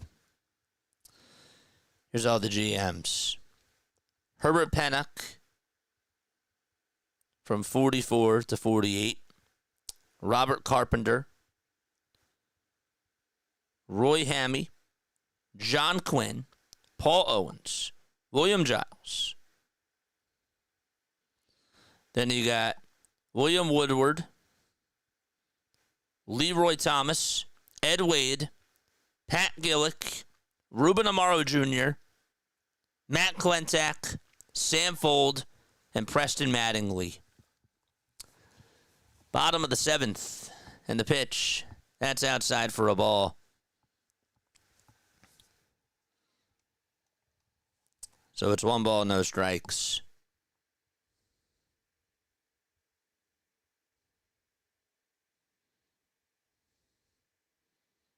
They said that was, it says on Wikipedia that that's 14. But they just said on another site that Preston Mattingly is the 12th.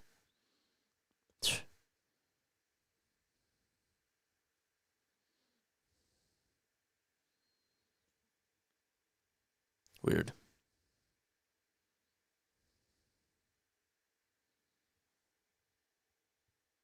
No, but they said that Herb was a front office executive. 1 ball, 1 strike. I guess that he didn't really have the title of GM. Weird. 1 ball, 1 strike. Here's the pitch. That's taken at the knees for strike 2. Weird.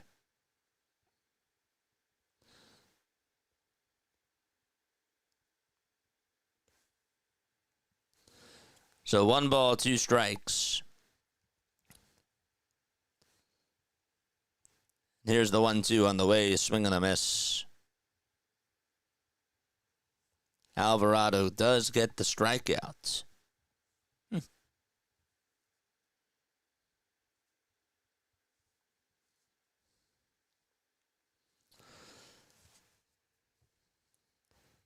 11. That's Klentak. Klentak was here in 2018, right? Yeah, I screwed that up. So whoever said 14 is technically correct. Who said 14? Jack said 15. Somebody I do believe said 14. Agustin Ramirez is due up. He's 1 for 3 with 1 out in the bottom of the 7th. Here's the 0-1. That's a foul ball, so I took an L on my end. My bad. I'll make it up to you tomorrow. No balls, 2 strikes. There's 1 away in the bottom of the 7th. Ramirez at the plate. 2 seconds left on the pitch clock. Alvarado kicks and deals, and the ball is fouled off.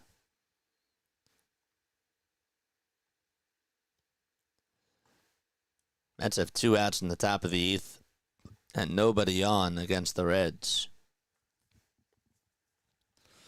The ball is 2 strikes. Alvarado gets set above the belt and deals. That pitch is just above the zone. It's 1 ball, 2 strikes. 14. Yep, Wayne was correct, so I'll give it to you.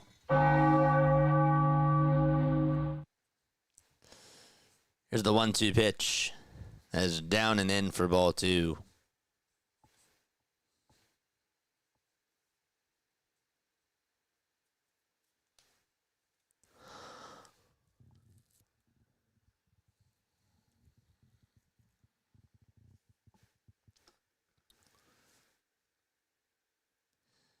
Two balls, 2 strikes.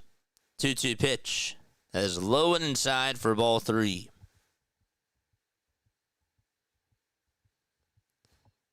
So Ramirez is up. The count is 3-2.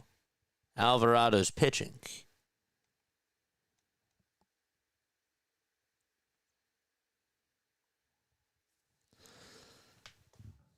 Phillies are down 4-3. Marlins scored all 4 of their runs in the first. The payoff pitch on the way. Swinging a bouncer, hit over to third base. Bohm has it, throws it over to first, and there's out number 2. So 2 gone. Trey Turner left the game with an injury, but before that, he homered out over to left. They're calling it a right hamstring strain. That's what they're calling it right now. He will be further evaluated, according to Ty Dalbert and Scott Lauber. The pitch to Otto Lopez. There's strike 1. By the way, Juan Soto did just homer for the Mets. It's 3-2 in the top of the 9th with 1 out. Said it was top of the 8th with 2 outs. They were delayed. It was wrong.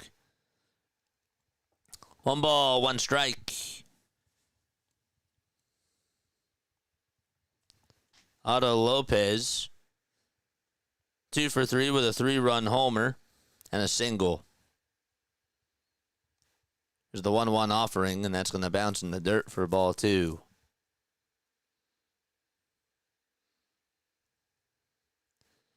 Two and 1 is the count.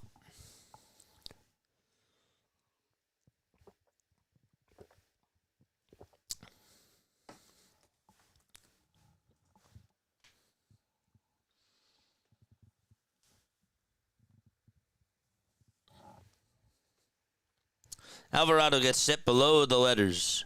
Kicks, deals, and that's a foul ball.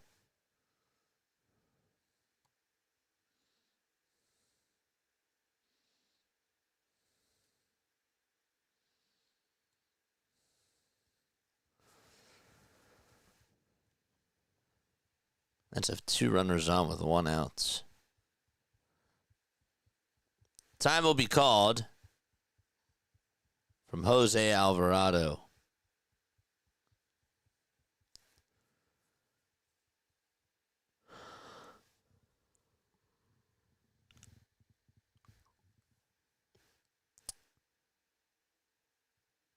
Marte just grounded into a double play.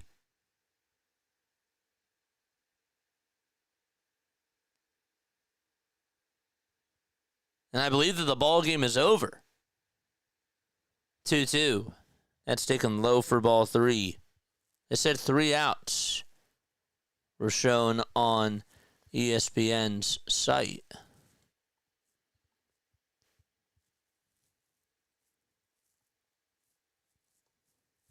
Three balls, 2 strikes. Alvarado comes set and delivers. And the pitch is flied out over towards right field. It's looking foul, and it'll go out of play.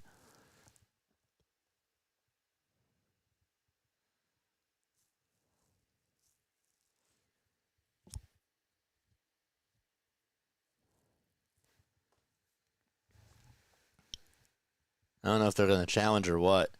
3-2 pitch. There's a fly ball hit out over towards deep left center field, and it's crushed. It's absolutely murdered. 5-3 Marlins, and Otto Lopez goes deep for the second time today.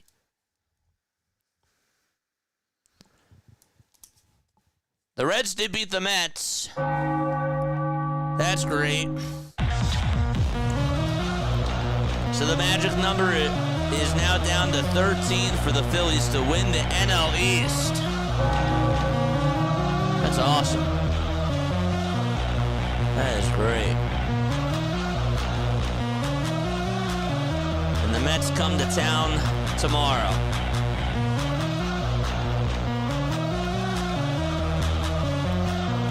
All right, so 2 outs, bottom of the 7th. First pitch is taken for ball 1. That's to Liam Hicks. There's the 1-0 pitch, and that's going to hit him right on the elbow. And so he is aboard over at first base. As Alvarado hits him right on the elbow. He's in some pain. Don't forget to like, don't forget to subscribe. Turn on the notification bell icons too, and that way you will know when we do go live. We got 150 likes. Let's go. Nice. Very good stuff. And now Rob Thompson is going to go out there, and that's going to be it for Jose Alvarado. So his night is done, and he will make a move, Rob Thompson. So again, in case you did not hear, Trey Turner was he came out of the game due to a right hamstring issue. And Jason Starr just brought this up. When Trey Turner pulled a hamstring last season, remember, he missed 6 weeks. Don't know if this is as serious, but that right hamstring, according to Jason Stark, just became a major X factor in the National League playoff picture.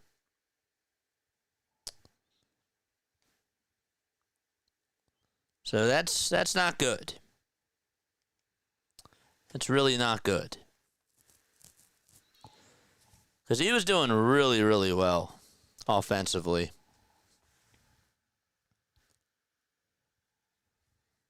Turner's out for weeks. Let's just wait till the diagnosis is out. I don't like jumping the gun.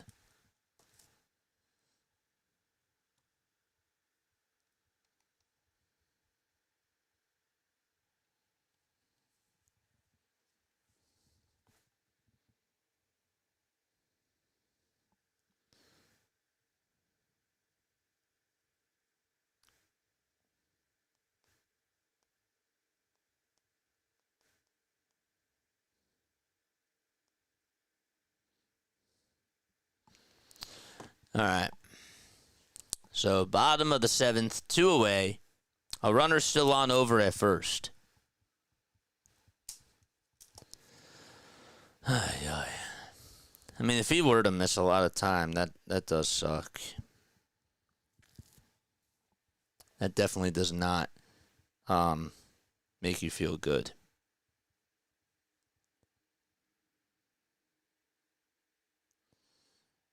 Because that's also your leadoff hitter. Orion Kerkering is going to go out there to pitch. First pitch from him. There's a strike called at the knees.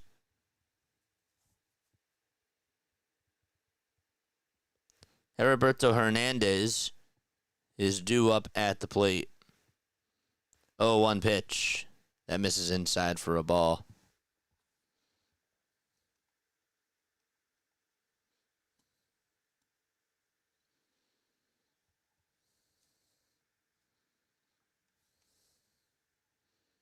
One to one. That ball's popped up, hit out over towards the right side of the infield, stops there, and makes the catch. We're going to go to the top of the 8th inning. Phillies are down by 2 runs. They trail 5-3. Harper, Bowman, Marsh are due up. Phillies lose the game. Dude, the game's not over. Like, it's okay. The game's not over.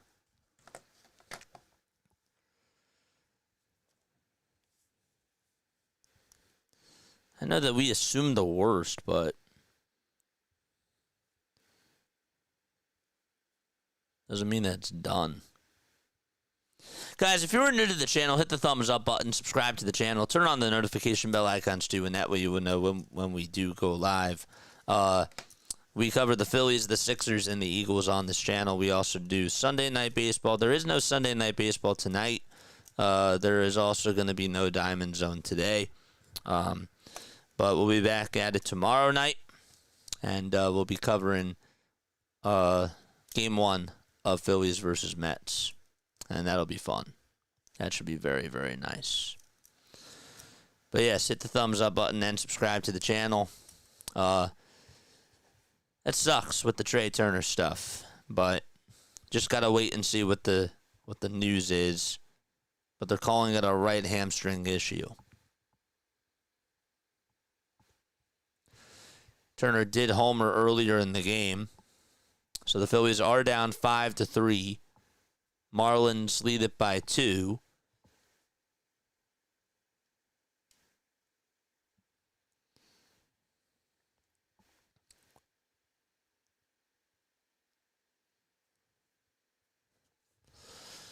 All right.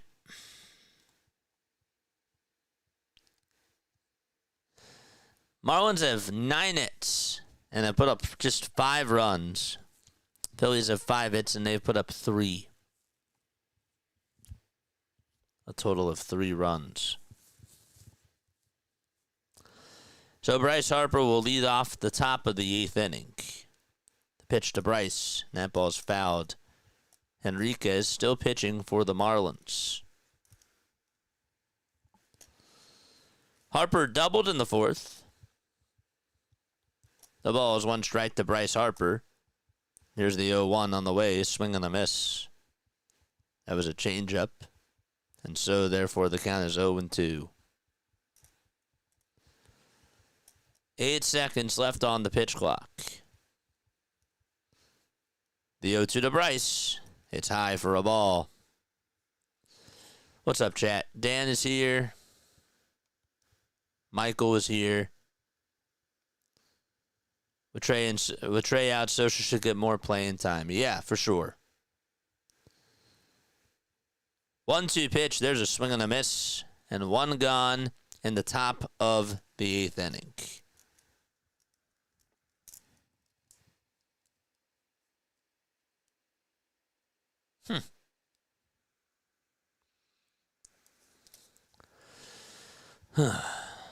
We need Otto Kemp and Yohan Rojas to play every position, and then we are gold.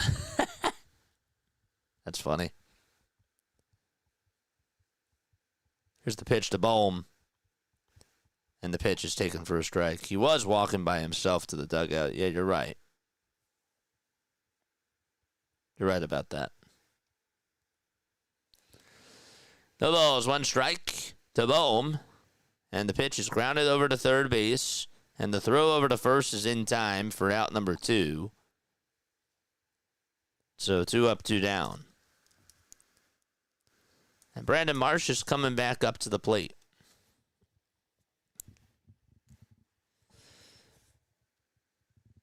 It'll be Marsh, and then it'll be Nick Castellanos. If Marsh gets on here, though, do you pinch hit for Nick Castellanos and put up Bader?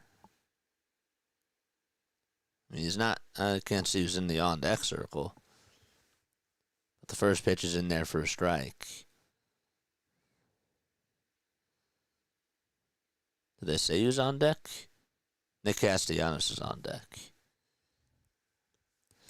The ball is 1 strike to Brandon Marsh and a timeout taken. Excuse me. Sorry. Championship teams, step it up when 1 goes down. Next player up. Let's go, Phillies. I agree. Same thing with Zach Wheeler. You know? Doesn't matter who it is that goes down. The ball is 1 strike. Here's the 0-1 to Marsh. There's a fly ball hit out over towards left field. That's going to get down for a base hit. Brandon Marsh, as he runs on over to second base, gets on for the 4th time tonight. That's his 3rd hit. And so the tying run will come on up to the plate.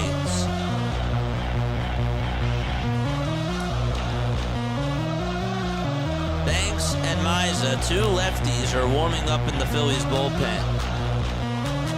And now Nick Castellanos will step on up. Come on, Nick. Here comes Casty. Pitch number 1 to Nick. Swing and a miss. That sweeper was low.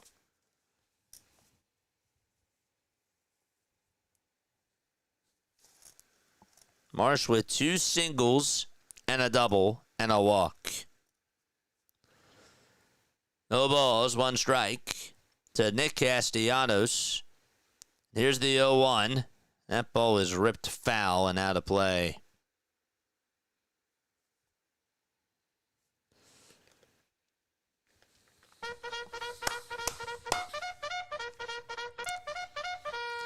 Charge! No balls, 2 strikes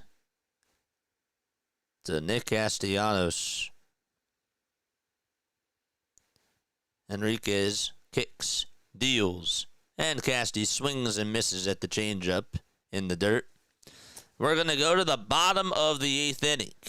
Phillies trail 5-3 to the Marlins and strand Brandon Marsh over at second base. We'll be back in just a few moments.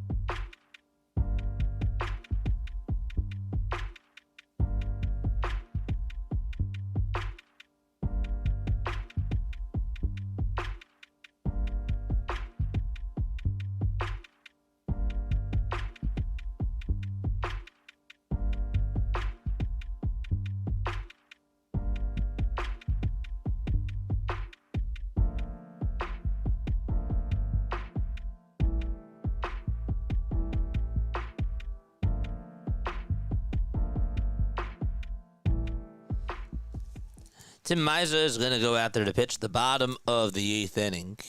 9 games between the Phillies and the Pirates for Miza. And leading off the bottom of the 8th will be Eric Wagaman, batting in the 7th spot. So 7, 8, and 9 are due up in the batting order. Marsh is on fire. He is.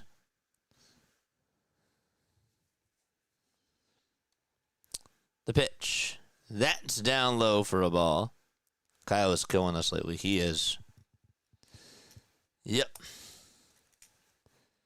Wagaman is just 4 for 15 as a pinch hitter. The next pitch, foul ball. 1 ball, 1 strike.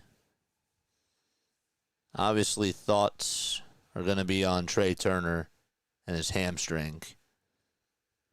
1-1 pitch. That's taken for strike 2 on the inside corner at the knees.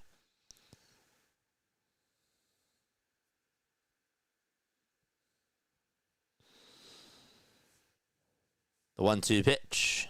Down and in for ball 2.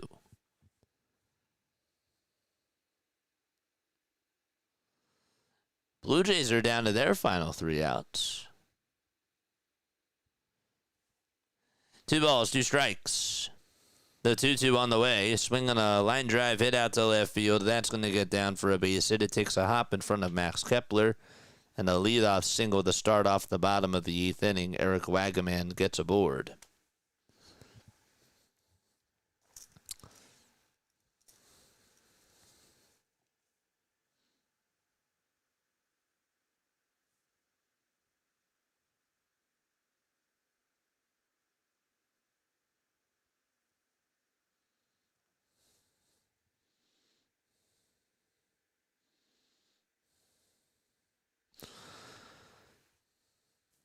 The pitch.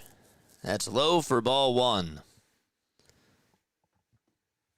Maximo Acosta is up at the plate for the Marlins. Hit an RBI single back in the first. 1 ball, no strikes. Here's the 1-0 pitch. That sinker is on the outside corner for strike 1. We got 259 people tuning on in. Thank you all so much for being on here. My name is Jason Joseph. This is Play-by-Play with JJ. We need 46 more likes to get us to 200. 2-0 pitch. Hits a wild pitch. That's going to bounce away from Rafael Marchand, and so, therefore, the base runner will go on over to second base.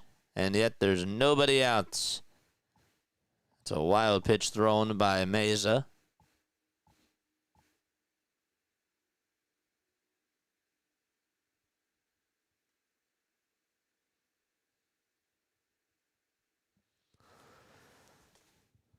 Three balls, no strikes. Wonder if you just walk Acosta here. 3-0. That misses down for ball 4.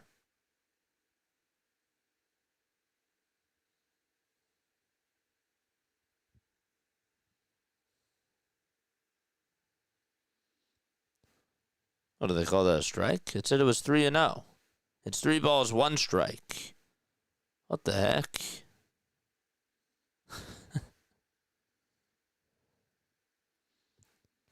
3 balls, 1 strike.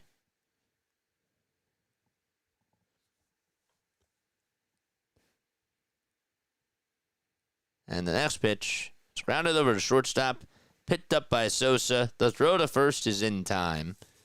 And there's out number 1. What the heck? Guess you can't always go by the scoreboard count.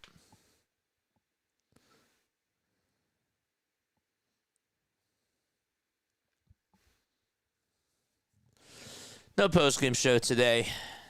We will have postgame shows, though, every day this week in the Mets series, of course. We'll break everything down. Javier Sanoja is due up at the plate for the Marlins. He's batting .125 as a pinch hitter this season. And is 2 for 16 with a solo home run. Meza kicks and deals. The first pitch is in there for strike 1 at the knees.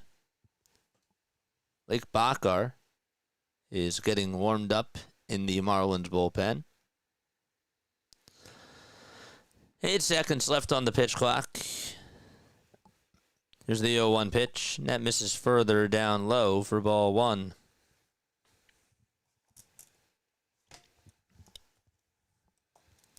One ball, 1 strike. There's 10 seconds left on the pitch clock. There's 1 out in the bottom of the 8th inning. Meza kicks, delivers, and throws it into the dirt for ball 2. hit that thumbs up button, subscribe to the channel, turn on the notification bell icons too. Jacqueline is here. What's going on, Jacqueline? Maybe I was dreaming about a comeback, says Wayne. I don't think the dream's over. I don't. I don't. 2 balls, 1 strike. The 2-1 pitch is low for ball 3. It would just be really nice to rack up these wins. Lou Trevino is getting warmed up in the Phillies bullpen. 3-1, and that misses down for ball 4. And so Javier Sanoja gets on with a walk.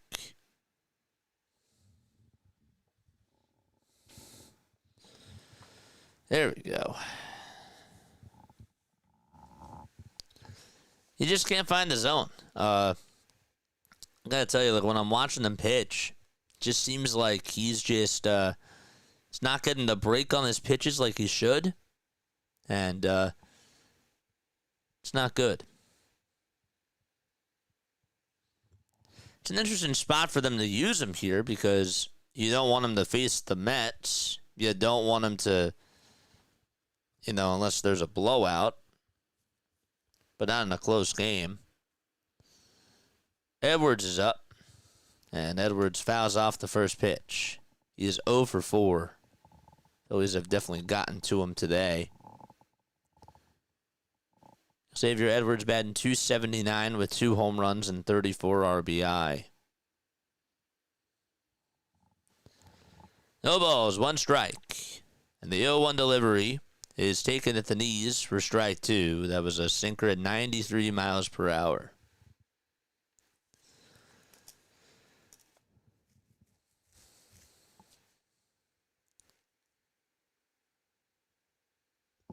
No balls, 2 strikes.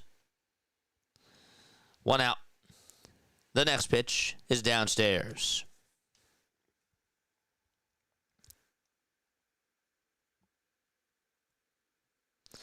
It'd be nice to have 8-game lead coming into the Mets series, but that's too much to ask for.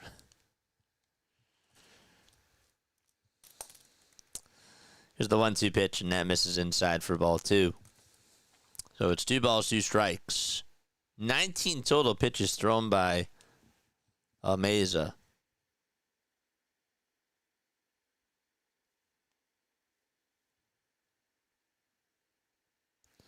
Two-two pitch. That ball is fouled away.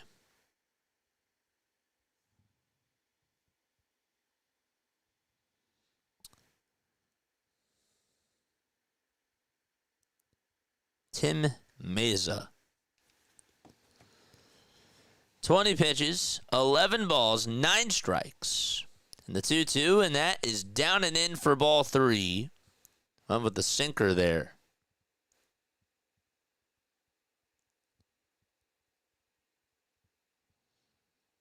Now you got to be careful. Payoff pitch on the way, and that misses down for ball 4. And so the bases will be loaded with 1 out in the bottom of the 8th inning. So I guess that they could take him out now. Caleb Cotham is at the phone. Rob Thompson is going to stay put. Man. I mean, he has to face 3 batters. He did. He most certainly did. 1 away, bottom of the 8th. There's 5 seconds left on the pitch clock. And the first pitch to Jacob Marcy is down and out for ball 1. So Meza is falling behind in the counts. Man. 1 ball, no strikes. And here's the 1-0 pitch. And that is down again for ball 2.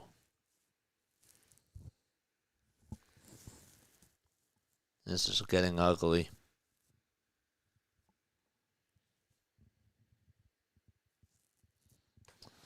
Do not unfold. 2-0 on the way. Swing and a miss. That sinker was inside. I'm surprised that Marcy chased after that.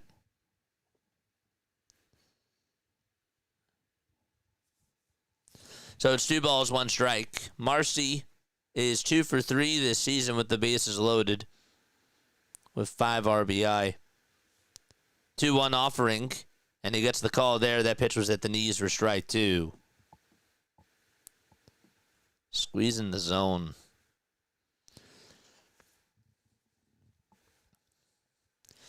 Two balls, 2 strikes. Mesa nods his head. Likes a pitch. 2-2 on the way, and that ball is flinged foul. And Marcy also lost the bat. Oh, they said that he struck out. They said that he struck out. He did not get any contact of the ball. Yep, he did. He struck out. He definitely did. There's out number 2. All right. So 2 outs, bottom of the 8th inning, and Rob Thompson is going to take Mesa out of the game, and we're going to have a pitching change. 5-3 Marlins in the bottom of the 8th inning. He did. He lost the bat. He did. All right. Hit the thumbs up button, subscribe to the channel, turn on the notification bell icons too, folks, and that way you will know when we do go live. I mean, so to me, yeah, like take 2 out of 3 against the Marlins was supposed to be the bare minimum, but you got to rack up these wins somehow, some way. And now it's going to get tougher because tomorrow, guess what? The Reds won 2 out of 3 against the Mets, and they are going to come on in with fire. They're going to want to take you out, and you got to be ready for that. You do.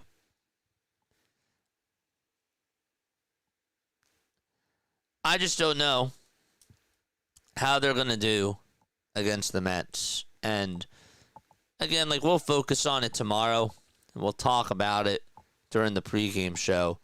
But you just got to get these wins. I want the 2 seed.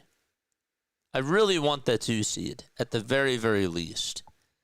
I still think that when you get a bye, you know, especially now with whatever's going on, and again, we don't fully know yet how long Trey Turner's going to miss, but guys could probably use the rest.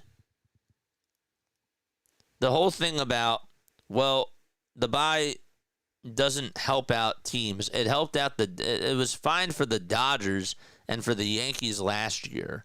They both made it to the World Series. When the Astros won it in 2022, they did not.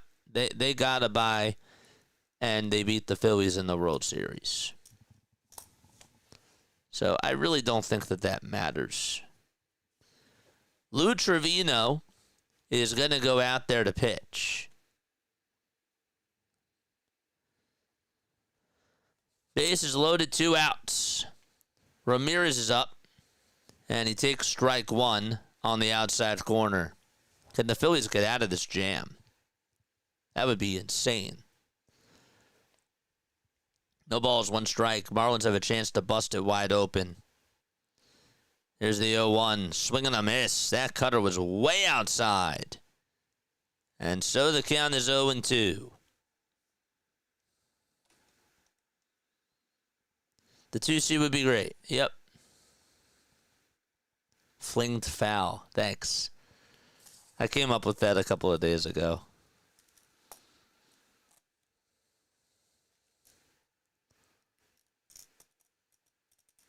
One ball, 2 strikes.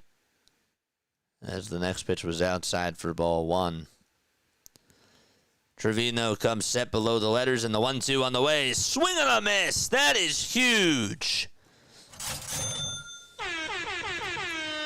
Phillies are still in the ball game, and they're going to go to the top of the 9th inning down by just 2 runs. That's unbelievable.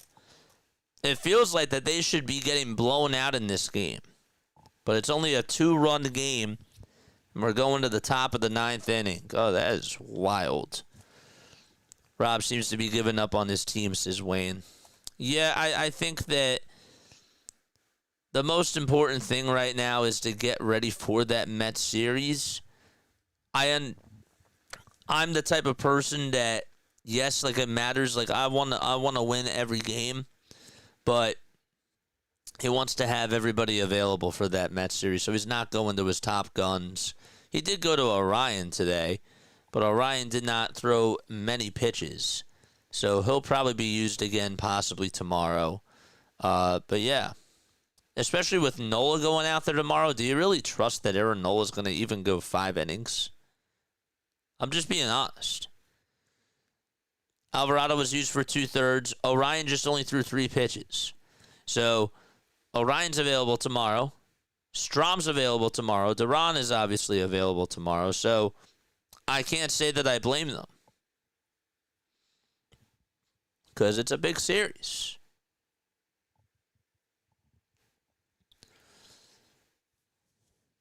But yeah,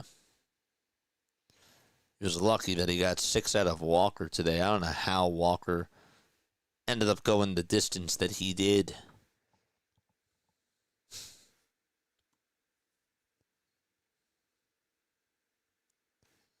Cha-ching.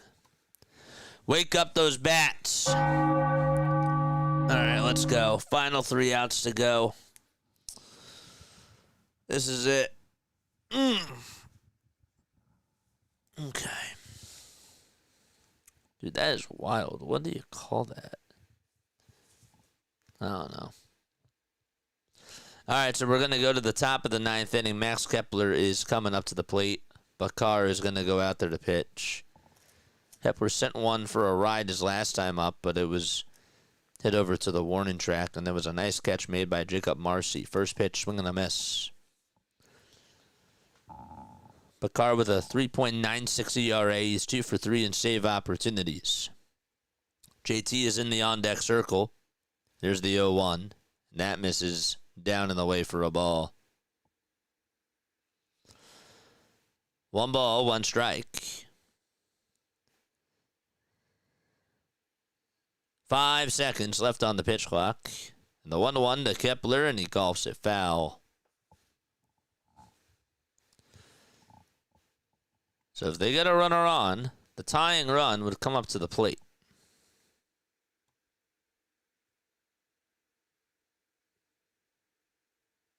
We got to bury those Mets.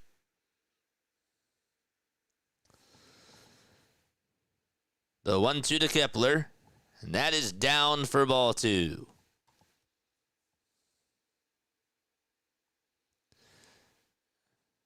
Phillies are 7.5 games above the New York Mets in the standings. 2-2 pitch. That misses low for ball 3. And the count is now full to Kepler.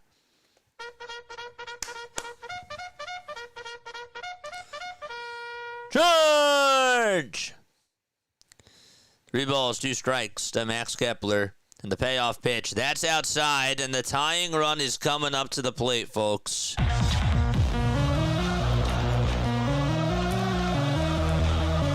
So Marshawn, his afternoon is done, and JT is due up.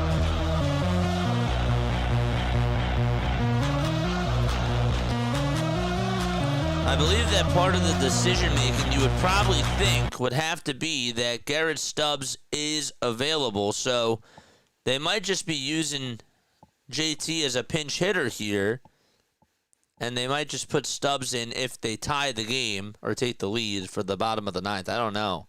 First pitch to JT, that is way up high and inside. And the count is 1-0.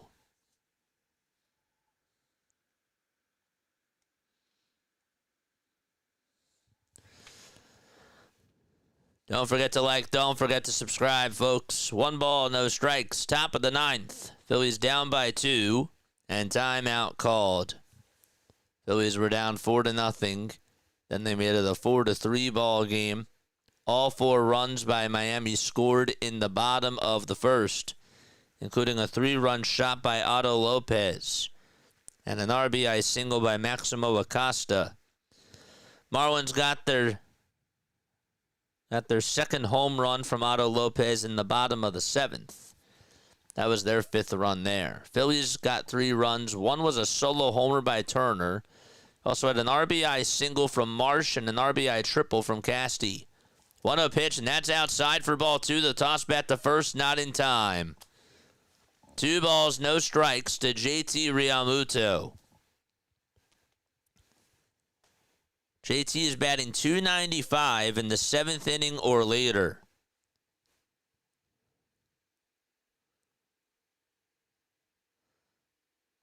The 2-0 pitch, and there's a strike. It's a fastball at 96 miles per hour at the knees. Bakar has given up 5 earned runs in his last 2 outings. The 2-1 offering, down and away for ball 3. It's 3 balls, 1 strike.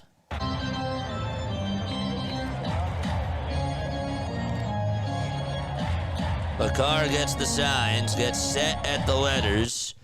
And the 3-1 pitch, that's way inside for ball 4. And the tying run is now on base for Philadelphia. Back-to-back walks. And now Bryson Stott is coming up to the plate.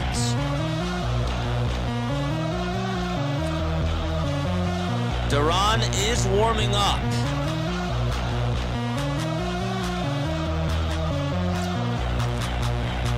So maybe he won't be available tomorrow, but we'll see. Stott is up, first pitch. That's taken for a strike. He thought about bunting. He took it back, and it was at the knees. And the count is 0-1. Harrison Bader is in the on-deck circle. And then Kyle Schwarber is up next. 0-1 to Stott, and he pops up the bunt over towards the third base side, and a sliding catch made for out number 1. Terrible bunt by Bryson Stott, and an awesome catch in foul territory by Maximo Acosta, and there's 1 away in the top of the 9th inning. He just did not get the barrel on top of that ball at all. That was a nice sliding catch, I'll tell you that, but just a terrible bunt. He's not happy with himself. 1 out, top of the 9th. And Bader is due up. Bakar gets set at the letters. First pitch to Bader, and that is called a strike on the inside corner. No balls, 1 strike to Harrison Bader. He is the go-ahead run. He's 4 for 8 as a pinch hitter this season with 2 homers and 5 RBI. Can he come through? The 0-1, foul ball. It's no balls, 2 strikes to Harrison Bader.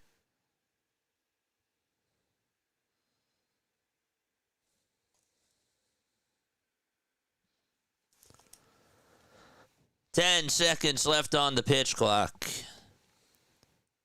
And the 0-2 to Bader. A foul ball back towards the screen. That pitch was at 96 miles per hour.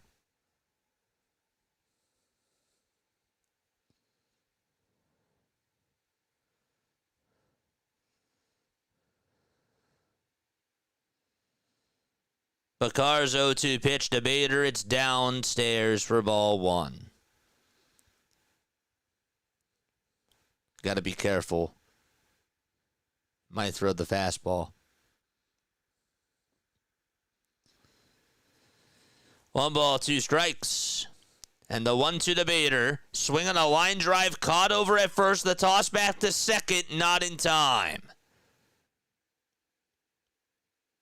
That was hit off the end of the bat. Bader hit a bullet, and thank goodness Kepler read that perfectly. He did. And so the Phillies are down to their final out. JT also got back to first base.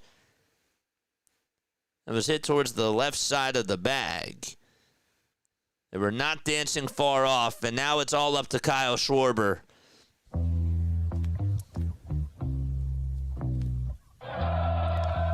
Schwarber comes up. First pitch to Kyle. Down for ball one. And so the count is 1-0. That was bad luck for the Phillies. 1 ball, no strikes to Kyle Schwarber. Bakar kicks, fires. That misses down and in for ball 2. And so the count is 2-0 to Schwarber.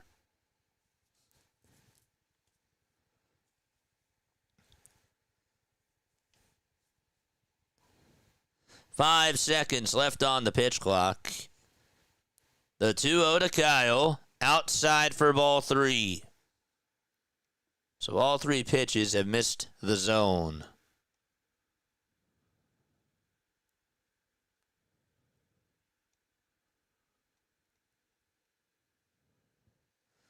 Three balls, no strikes to Schwarber.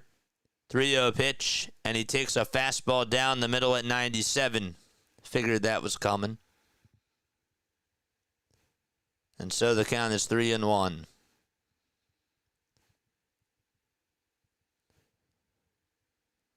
Bakar kicks, fires, and Schwarber takes strike 2. It's a sweeper, and the Phillies are down to their final strike. And Schwarber says time.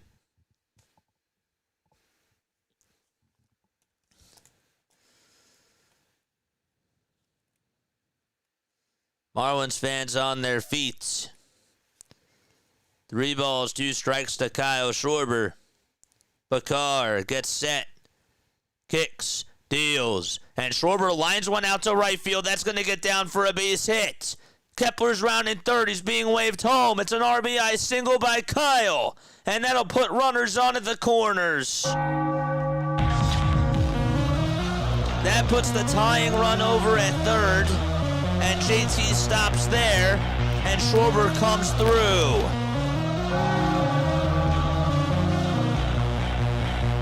And here comes Bryce Harper.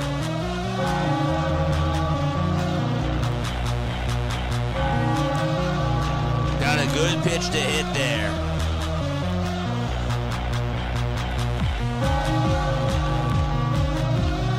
So JT's at third, Schwarber's at first, and Harper is up at the plate. Pitch number 1 to Bryce. It's on the outside corner for strike 1. That was a sweeper at 88 miles per hour.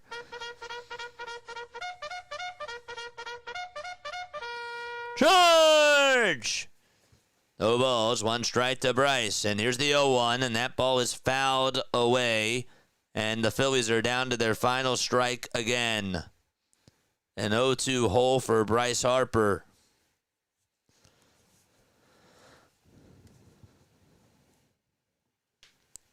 Bakar is 26 pitches. No balls, 2 strikes to Harper.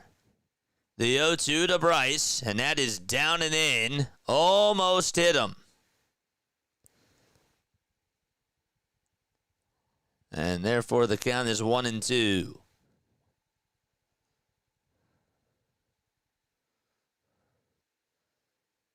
It was just a millisecond later, he would have gotten hit. 1 ball, 2 strikes. Here's the 1-2 to Harper, and he swings and grounds this one over to second base, and the throw over to first is in time, and the ball game is over. So the Phillies, they do take the series. However, they come up just a little bit short and lose the finale by a final score of 5-4. And so the Marlins get out of the inning. They escape with a victory. And the Phillies will head back to the bank and will face the New York Mets for a 4-game set starting tomorrow night. And so they will be back in action tomorrow night. Aaron Nola will take the mound. And we'll see how they fare against the New York Mets starting tomorrow night. All right, bottom line in this game, okay, the result is the result, but obviously the concern goes to Trey Turner, right? We saw him leave the game. That was not good. Hopefully he's not going to be out for too long. We'll have to wait and see what the diagnosis is.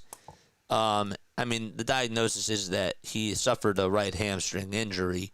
But as far as the timeline, how long he's going to be out for, we'll definitely let you know about that for sure. The Phillies do have at least somewhat of a good day because the Mets did lose, but they were not able to take Game 3 of this series, and now they have to go back home to CBP and take on the New York Mets in a huge series, really, to say the least. Henriquez got the win. Walker did get the loss. Walker did not look good in that first inning. Did he settle down afterwards? I'd like to say that he somewhat did. I also saw a lot of hard contact that was made, and I thought that the defense really stepped up for him later on in the game, including that one nice catch that Max Kepler made. There was another one that was made by Brandon Marsh right after that play occurred. But yeah, so he definitely ate you innings, and that is the bare minimum of what we want Taijuan Walker to do. But yeah, not a whole lot of stock into this game. Nick Castellanos had the RBI triple. Brandon Marsh, I'll tell you, my one positive is that this guy just continues to hit. This guy is doing an awesome job just getting on base for you, making things happen, and putting the ball in play. Whatever he's doing mechanically is 1,000% working, and hopefully that just keeps up. So, all right, one word to describe that game. I just think that the way that I would put it is that you just put it in the trash can. So I would say that it was trash. But you go on to the next one, and you try to get the win. So that's what I would use to describe that game. Trey has also been consistent. No fight or passion with this team. I thought that I did see fight at the end. I don't know about you, but you can't win them all. You can't win them all. So, but go out there, start the series off strong tomorrow against the New York Mets. I don't think it's the end of the world. I really don't. Not with this type of a loss, but we'll see. All right. Love you all. Lila Tov. Good night. And I will catch you all on the next one. Peace.